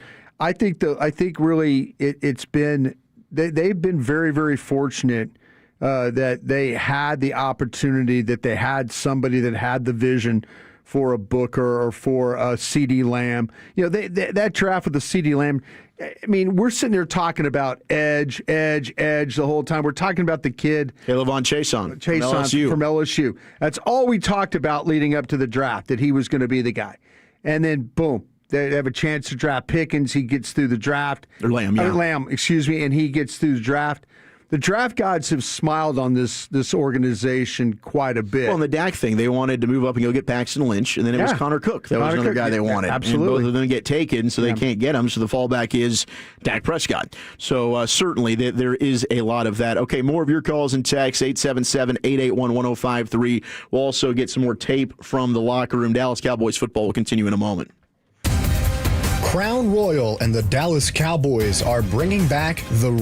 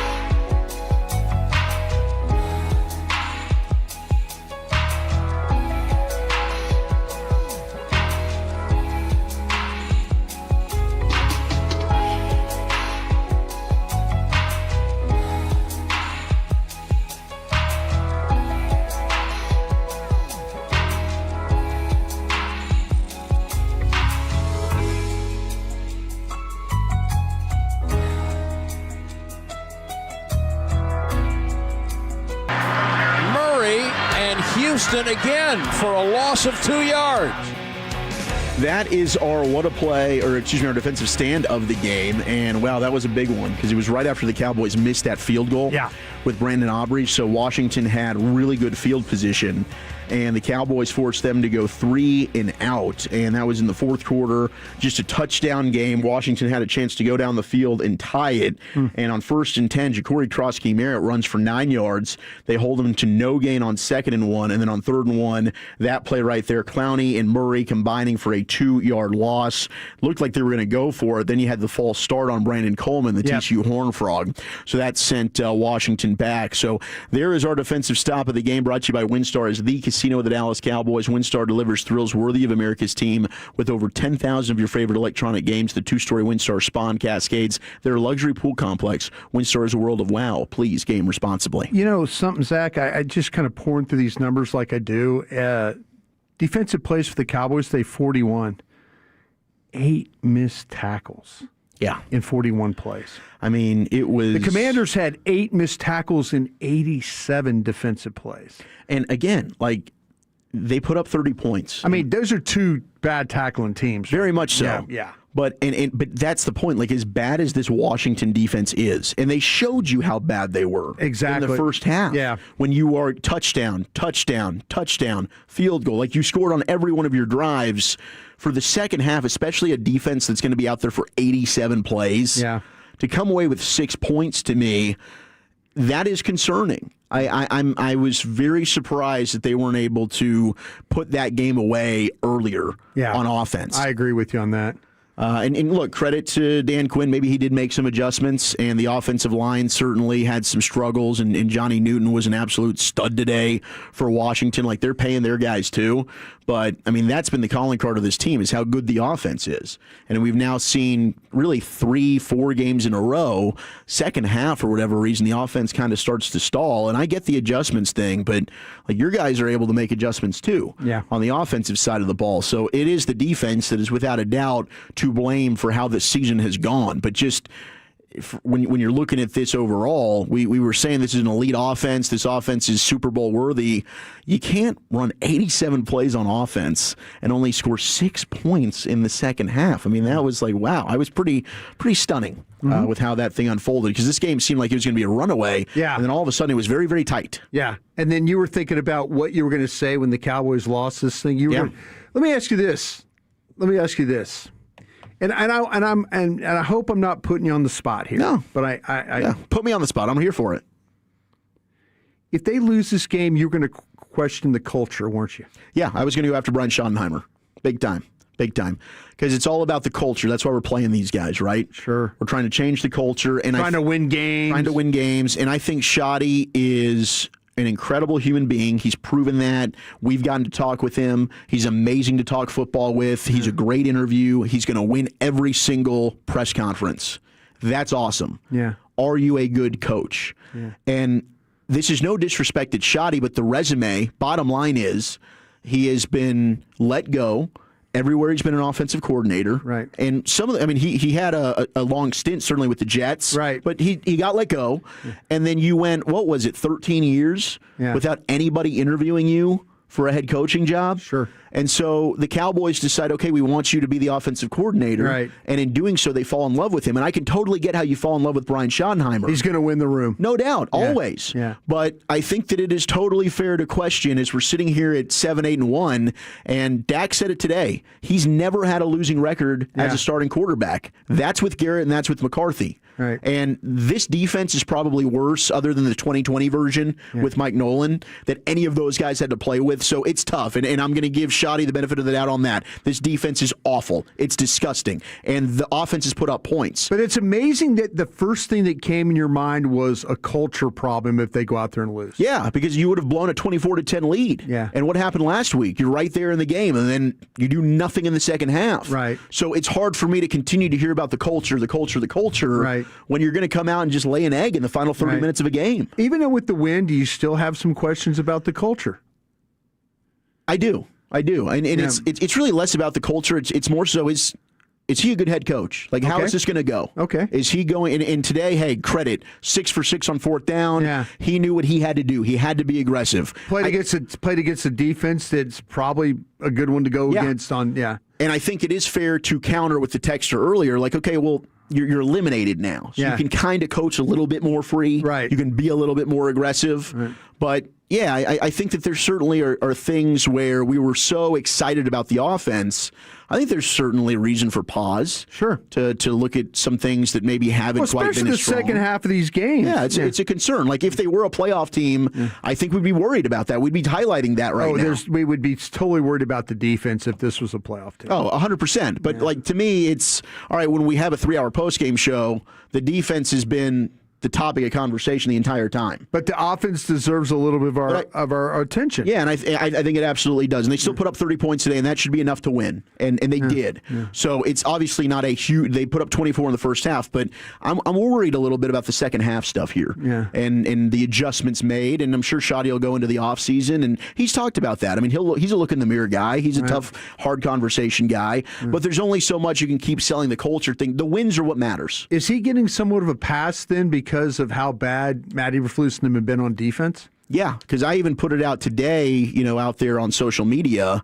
Like, how do you have 87 plays on offense? Yeah. That defense should be exhausted and worn down. Yeah. You should be able to exploit them, and they come away with 6 points. They will never take advantage of a compromise. No, and that's honestly offense or defense unacceptable, really. And why did you have 6 4th down? So it's because you were 8 for 20 on 3rd down. Yeah. So it's badass to look at it and say, like, man, nobody else has done this in 45 years. But you put yourself in those situations by not executing on 3rd down. I thought that was such a weird number, 8 of 20. 8 of 20. Bizarre. Yeah. Absolutely bizarre. But yeah, I think everybody just wants to look at the defense, and their numbers have been great all year on offense. Yeah. When you've got 1,000-yard, 2,000-yard receivers, 1,000-yard rusher, Dak's thrown for over 4,000 yards, which is great. But ultimately, you got 7 wins right now. Yeah. So, I mean, hey, big picture, you're the head coach of the football team. And then the Kenneth Murray stuff, I get it, if that's what Flus wants to do. Yeah. He's also the head coach. He can go over there and say, dude, you're not playing Kenneth Murray. Yeah.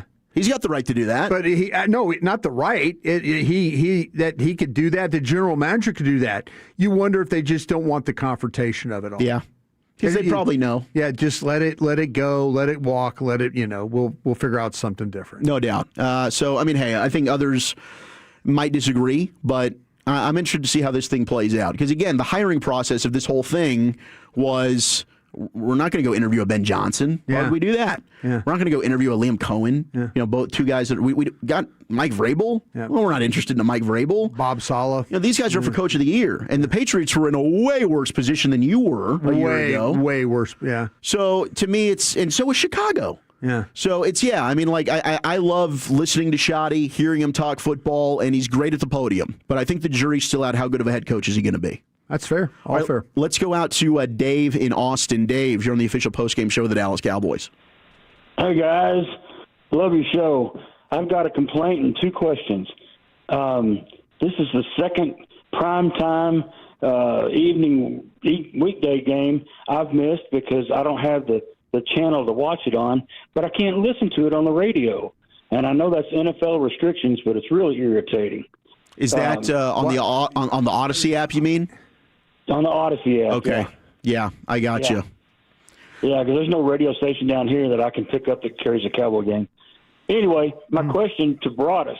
Put everything aside, the free agency, injuries, anything like that, if the draft was next week, what position, not individual, but what position would be your top position? And then my last question is, give me a grade. I'm a diehard Red Raider. Give me a grade on Jacob Rodriguez, and would he be a fit for the Cowboys? I like Rodriguez a lot. I have him in the 3rd round myself. Put him in the 3rd. I put him in the 3rd. I did. And a lot of it has to do, to me, with the measurables part of it. That's the old school part of me. A little smaller than I'd probably like. But I will say this. I have a feeling that I'm going to be probably really wrong about him. I just know my initial where I saw him. I went through some of those games in the BYU game and stuff, and maybe I need to say every game that he played. But, man, I like the way he plays in coverage. I like the way he moves. he gets to the ball. I worry about him a little bit. I do worry about him in the NFL with the measurables and stuff like that. And maybe it's one of those things like, damn, Broadus, throw that out. Yeah. The guy goes out and makes plays. I'm very, very interested, but my initial grade on him is like a third-round grade. Is what I have. Yeah, I mean, I've got a 2 on him. Yeah. But he's a guy that if the Cowboys are sitting there and they can't move, and so you're not going to have a day 2 pick. Oh, I could very well see I'd him reach on him. Oh, no, I'd reach on him and take him with that Packers pick in the first because I love the guy. I really do. I think the instincts are there. I think he's a good cover guy. He's a turnover machine with the peanut punch. Yeah. His ability to be able to maneuver around blocks and run through the trash. Yeah. The angles that he takes, and he's a leader. I mean, he's one of these guys. You want to talk about culture? That's a culture-changing type of player. I got you. Him or the guy Wilson that we liked out of North Carolina State? I'd probably lean Peyton Wilson. Yeah, see. But Peyton Wilson... But he was also taller. And he was so banged up. Yeah, he was a hurt guy. I mean, he should have been a first-round pick if he wasn't hurt. Do you see him as the same kind of player? Yeah, I think that he's a little less of the athlete maybe that Peyton Wilson is, but I think the same instincts, the ability to just make every play, good in coverage, right? I mean, some people might knock him a little bit when it comes to some of the zone stuff. Oh no, I think he can cover. I've seen him drop, turn, and I've run down plays and track the ball. Yeah, I love him. I really, really do. I mean, I think I'd probably take a flyer on him even over Anthony Hill at Texas. Okay. See, I like Anthony Hill. Yeah. And I've covered him in high school. I was expecting to be like, that's a first-round player right there. I got a 2 on Anthony Hill. Yeah. And I think that I would feel if I had to pick one to stand on the table for, I think I feel more confident Rodriguez is not going to be a player that is a miss than I do Anthony Hill. Is he going to – the film is good, but is he going to get drafted higher because of the intangibles that you're talking about? Yeah, I think if you've got him as a 3, he'll go as a 2 because of all of that stuff. Yeah, I think you're probably right. Yeah. I probably have him too low. All right. But he asked also, too, about who we would take. Yeah, who would you take? Just position-wise, I think that you have to look at – I've said this, what the problems are with up the middle of the defense. I'm going to look at the linebackers. We just talked about that for a brief time. I'm going to surely look at the safeties. You've got to find out something about your edge rushers here, though. Yeah. You've got to. Listen, I'm not interested in a guy that, we're going to say, oh, he can play the run and he can rush special. BS. Give me the bendy edge rusher that can finish. Give me that guy. I will figure out. Like, I've got defensive tackles that can play the run. Donovan Ezerako's doing a better job playing the run. Give me the bendy finish win on the edge guy. That's the guy that I'm kind of looking at. But you could give me one of these. You could give me the Ohio State linebackers. You could give me the Georgia linebacker. Listen. I don't disagree with you about Rodriguez. I think I have him too low. And again, I look forward to debating with you and others. In the next coming weeks about that. But it's up the middle. It's the edge. Those things. Hell, you could even look at a damn corner. You could, and it's a good corner class. Absolutely look at a corner and be just fine. But if you want the bendy guy, so I mean, are you like David Bailey, Texas Tech, Cassius Howell, Texas A&M? See, that's what I'm saying. I'm not interested in Falk from Auburn because he's a 6'6", 285 pound. Don't tell me the guy he's a really good run defender. Because Dallas has run defenders. Mm-hmm. They don't have anybody that can rush the passer with any consistency. Yeah. And honestly, and maybe Ezeraka will get better at it. And I thought he was going to be that guy. Yeah. And we'll give him a year. We'll give him a year to get through this. But man, he is rushing against tackles that he's better at. He's just being really mediocre going. Well, today, I mean, at least on the stat line, we'll see what the tape says. Yeah. But he registered for a single tackle. Tough. And you had Brandon Coleman in and out of the lineup. Yeah. They didn't have Laramie Tunsil today. Yeah. Like, I would have liked to see what Clowney did. I would have loved if that had been Donovan Ezeraka today. Yeah, exactly. All right, we'll hear from Jadeveon Clowney. We'll also get our player of the game as we put a bow on this one as the Cowboys get a Christmas Day victory, 30-23. You're listening to the Dallas Cowboys Radio Network. Window Nation, the star of window replacement and proud partner of the Dallas.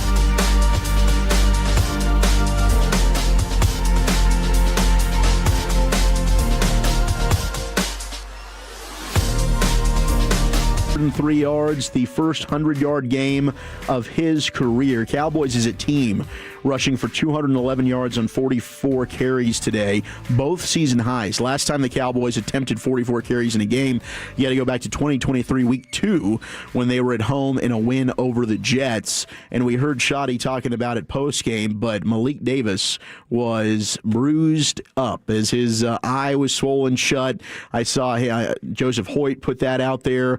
Shoddy also talked about just the shoulders. He was all bloodied, and I mean he put in a lot of work today, and they had to have it. I mean, as soon as Javonte Williams goes down, that guy's been toughing it out too with the shoulder stinger. But him and Hunter Lipke coming off the concussion stuff too, making it happen. Yep, making it happen. He is our player of the game. All right, here was Jadeveon Clowney, who had his best game statistically as a Cowboy. This is what Clowney had to say post game.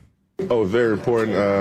Just get it off us, man. It's been rough the last few games. We need to come out here and get a win. You obviously had to ramp up. You didn't have a training camp, but over these past several weeks, looks like you found your groove. Just talk about where you are right now after having the kind of game you had against Washington. Oh, yeah, I feel good. Like I told them, it's going to take me some time to get going. I'll come off the couch.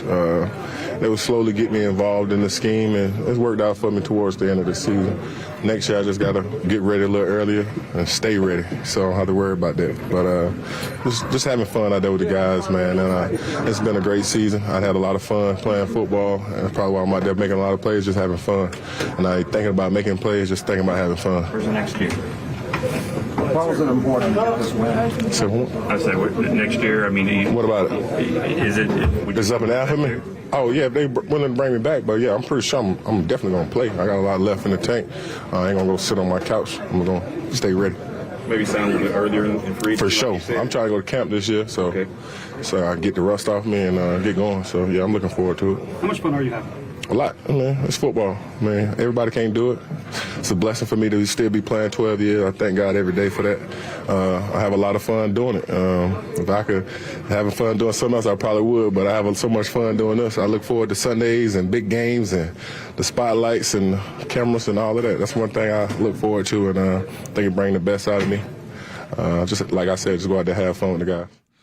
Maybe the only defensive free agent that I would be very much welcoming back if they can find a way to get Clowney back in a Cowboys uniform next year. I mean, he's certainly been a guy that he hasn't really stayed in one place, and I don't know, maybe he'll end up commanding more. Man, he was so highly touted coming out. I remember and there really wasn't much arguments about that. No. There really wasn't. And it was that huge hit. Yeah, in the bowl game against Michigan. Was it Denard Robinson he broke in half? I mean, that was just like the highlight reel play, and after that, everyone, this is your guy. I mean, he's the number one. I mean, he was awesome in South Carolina anyway, don't get me wrong, but that play specifically, everyone saw it. It seems like such a long time ago, doesn't it? It does. But he's always been that guy that's been just a well-rounded end. The sack numbers were just never quite there. We thought he was going to be like this guy that had this incredible size and length. Like Myles Garrett. Yeah, exactly. And that didn't necessarily happen. But especially if you want to go with the bendy guy, like, hey, run stop, be damned. Let's go get the pass rusher here. I'd love to just have a Jadeveon Clowney that I know, hey, this guy can slide in for me. Am I wrong about, I mean, and listen, you could tell me if I'm wrong because we're going to do it a lot here in a little bit, but am I wrong about them not having a pass rusher? No, not at all. I'm cool with the dudes that like, oh, we could play the run and we could, and I'm like, great, but how about get the guy on the damn you've got to be ground? able to get after the quarterback. Yeah, I mean, it seems like to me we've got guys that kind of get just stuck on blocks. Mm-hmm. And I was expecting Fowler and Sam Williams has played a little better, but not. I mean, they just compromised offensive lines block us. And it drives me effing nuts. It's frustrating to see it going that way. It is. It absolutely is. So, no, I don't think you're wrong. I mean, I guess one of the names, T.J. Parker, the end out of Clemson, is one of the guys that it's very much Shamar Stewart-like from A&M a year ago. Yeah. Where you're not going to get me to bite on that one. I could see teams loving him. I mean, he looks the part. He's got some bend to him. You're going to absolutely. You're not wrong. The finish. I don't know. Maybe I just looked at bad games. I think Howell is a really good. I like Howell a lot, and Howell I think can do both. I think Howell can stop the run, but also he's got the bend to get after the quarterback. And I love David Bailey as a pass rusher. Yeah. I do have a little bit of concern there. How about height on the other other side for Tech. Romello Hyde I like a lot too. And those are two guys, absolutely. Yeah. I mean, those are go-get-the-quarterback kind of guys. Absolutely. And I can't wait to watch, and for Jacob Rodriguez as well. Yeah. Tech playing Oregon. Yeah. That's without a doubt, I think, the best offense they're going to be playing, and Dante Moore can end up being the number 1 overall pick in the draft. Shame it's not at the Cotton Bowl. I know. God. We get Ohio State, I guess, an opportunity to get a look at a lot of those players that are all going to get drafted in Miami with those two edges. Yep. Bain is another one of these Offensive guys. tackle, too. Yep. Moinoa. There's a lot of good players that are going to be in these playoff games, so we're excited about that. 877-881-1053 is always the number to call, the number to text here on the official postgame show of the Dallas Cowboys. We've got one left, Brian, after a 30-23 Cowboys win. And it's going to be. I don't know how they're going to play this one. Yeah, nobody's letting you know yet. The gold phone's not going off. No, the golden phone's not going off yet. But I will say this: you got that mini bye that you can kind of deal with, and everybody can go and kind of be with their families and stuff like that, which is cool. But next week we're going to have to figure out though, like, are we going to still hear the same rhetoric of yes, we need to win, yes, we need to win, yes, we need to win? I think it is important. But yes, we need to win at what cost? You made your point. You got a victory, today. You beat Dan Quinn when your former guys that you absolutely love. But here you are now. Do you have to think about are you compromised at the running back position now? Are you compromised in the offensive line? Where do you want to expose Dak to? If the Giants are going to play their guys, are you worried about the Giants' pass rush? And you mentioned that turf there at MetLife is no bargain to deal with. So a lot going to be talked about this weekend. We'll let everybody kind of catch their breath. But when Monday gets back around, there are going to be some definite questions about who's playing and who's not playing. And the Giants are one of those teams where, you might be able to win starting Joe Milton. I would like to believe that you could. I would like to believe that Joe Milton, with a week of practice, could maybe go out there and do what he did against the Buffalo Bills last year, in a game. I'd like to believe. I mean, they're sitting at 2-3. They're 2-5 at home. They haven't won a game since they fired Brian Daboll. Yeah. Which is pretty crazy. So, and Jackson Dart, what did he have, 34 yards passing last week? Yeah. Now, again, Josh Johnson looked the best he's probably ever looked starting in a game today against your defense. If Josh Johnson ever gets his college jersey retired or high school jersey retired, they're going to use these highlights is what they're going to do. They certainly will. But we don't know the time yet of that game. That's still to be determined. Yep. So we'll see. I mean, I'd guess noon on Sunday. That would be my guess. But you never know. Yeah. Because we do have, a lot of playoff games, a lot of playoff implications, the remainder for other teams. Chargers-Broncos is going to be a big game. Ooh, yes. Pittsburgh-Ravens next week. Pittsburgh and Ravens will be a big one next week. Yeah. 10-7 right now. Vikings are leading the Lions. Amazing. And this would, I think, eliminate the Lions. Yeah. Which is a bummer because we were kind of hoping they eliminate Green Bay. Yeah, and the Packers will take on the Ravens on Saturday, and that's going to be a Peacock game at 7 o'clock, and it doesn't appear Lamar Jackson's going to play for Baltimore. So you're going to be looking at a Tyler Huntley start. But I think Jordan Love him and Willis are both listed as questionable going into that one for Green Bay. They thought maybe they'd have to play one of their practice squad guys, but I think they're going to be good to go. But you'll have the Texans and Chargers. That's a big game too. Yep, that'll be Saturday at 3:30. And then some of the other big ones on the schedule this week, of course, Bucs Dolphins. I mean, they're trying to keep pace in that NFC South. Seattle's playing Carolina. And that's a huge one for both teams as Seattle's trying to look and see, hey, can we try and get that number 1 seed sealed up in the NFC? They're going to take on San Francisco in the final game of the season. And San Francisco is going to be hosting Chicago Sunday night. Think about this: if you had to go to play these games, if number 1 seed Seattle, tough game late in the year. Think about having to go to Chicago late in the year.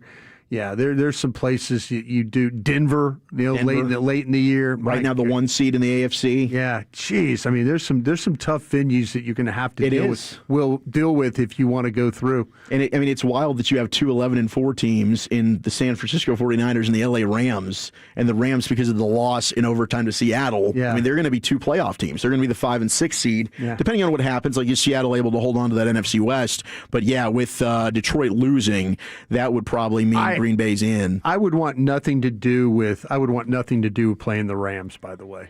I think the Rams are still the best team in the conference. Yeah. Personally. And I think Matthew Stafford's the MVP this year. They've lost some games they probably shouldn't have. That Philadelphia game, having 2 blocked field goals, that was crazy. Philadelphia winning the division again. Yep. Right now, the 3-seed, first repeat winner in 20 years. That one stings. But the Cowboys get the win 30-23 today. Big congratulations to Malik Davis. He, of course, was our player of the game. Some other stats of note that we weren't able to get to. Jake Ferguson, who only had that one catch for the touchdown and then had to leave with a calf injury. We'll have to see if Ferg's able to get back and play next week. Yeah, his season might be done there. But 8 receiving touchdowns this year. Only Cowboys tight end with more in a season were Witten in 2010 and Billy Joe Dupree, who did so in 1978. They both had 9 touchdowns. There you go. And Javonte Williams with his 4-yard rushing touchdown earlier today. He's got 13 total touchdowns this year, 11 rushing, 2 receiving. Last Cowboy running back with at least 13 total touchdowns in a season, Zeke with 14 back in 2019. So pretty amazing what those guys have been able to do. And I know there's stuff going around like, hey, the yards after the catch for Ferguson. I get that. That's totally fair. But all in all, he's had, in terms of receptions and touchdowns, a really strong season. Bounced back after last year's issues. He did. Yeah. He did. So we'll be back next week for the Giants game. Stay tuned for when pregame will start, depending on when they schedule that, as the Cowboys will look to finish the season with a non-losing record at 8-1. And big thank you to Peyton Russell, working under the weather today. We big appreciate time under you, bro. the weather, man. Yeah. Merry Christmas. We love you, brother. Dylan Moore, Trevor the Creator, getting it done. These guys up here, sacrificing the family time, but that's what we do, certainly, in this business. I mean, we signed up for this. We know that. But thank you as well to everybody that's hung out, texted, that's called, or maybe, hey, you didn't do any of those things, but you were still listening. Appreciate that. And sticking with us, whether it was the pregame, the halftime, or the postgame. We love you. We appreciate you greatly. Cowboys, again, 30-23. They get the win over the Commanders as Kevontae Turpin gets his career-long touchdown reception. Dak, third longest touchdown reception or throw of his career. He passes 300 yards again. Big games for Jadeveon Clowney and the Commanders now falling to 4-12. We'll be back next week for the finale against the Giants. For Brian Broaddus, I'm Zach Wolchuk. Until next time, hugs and hand pounds, everybody. Dallas Cowboys football will continue in just a moment. Don't fumble your wax routine. This season, not only are the Dallas Cowboys cheerleaders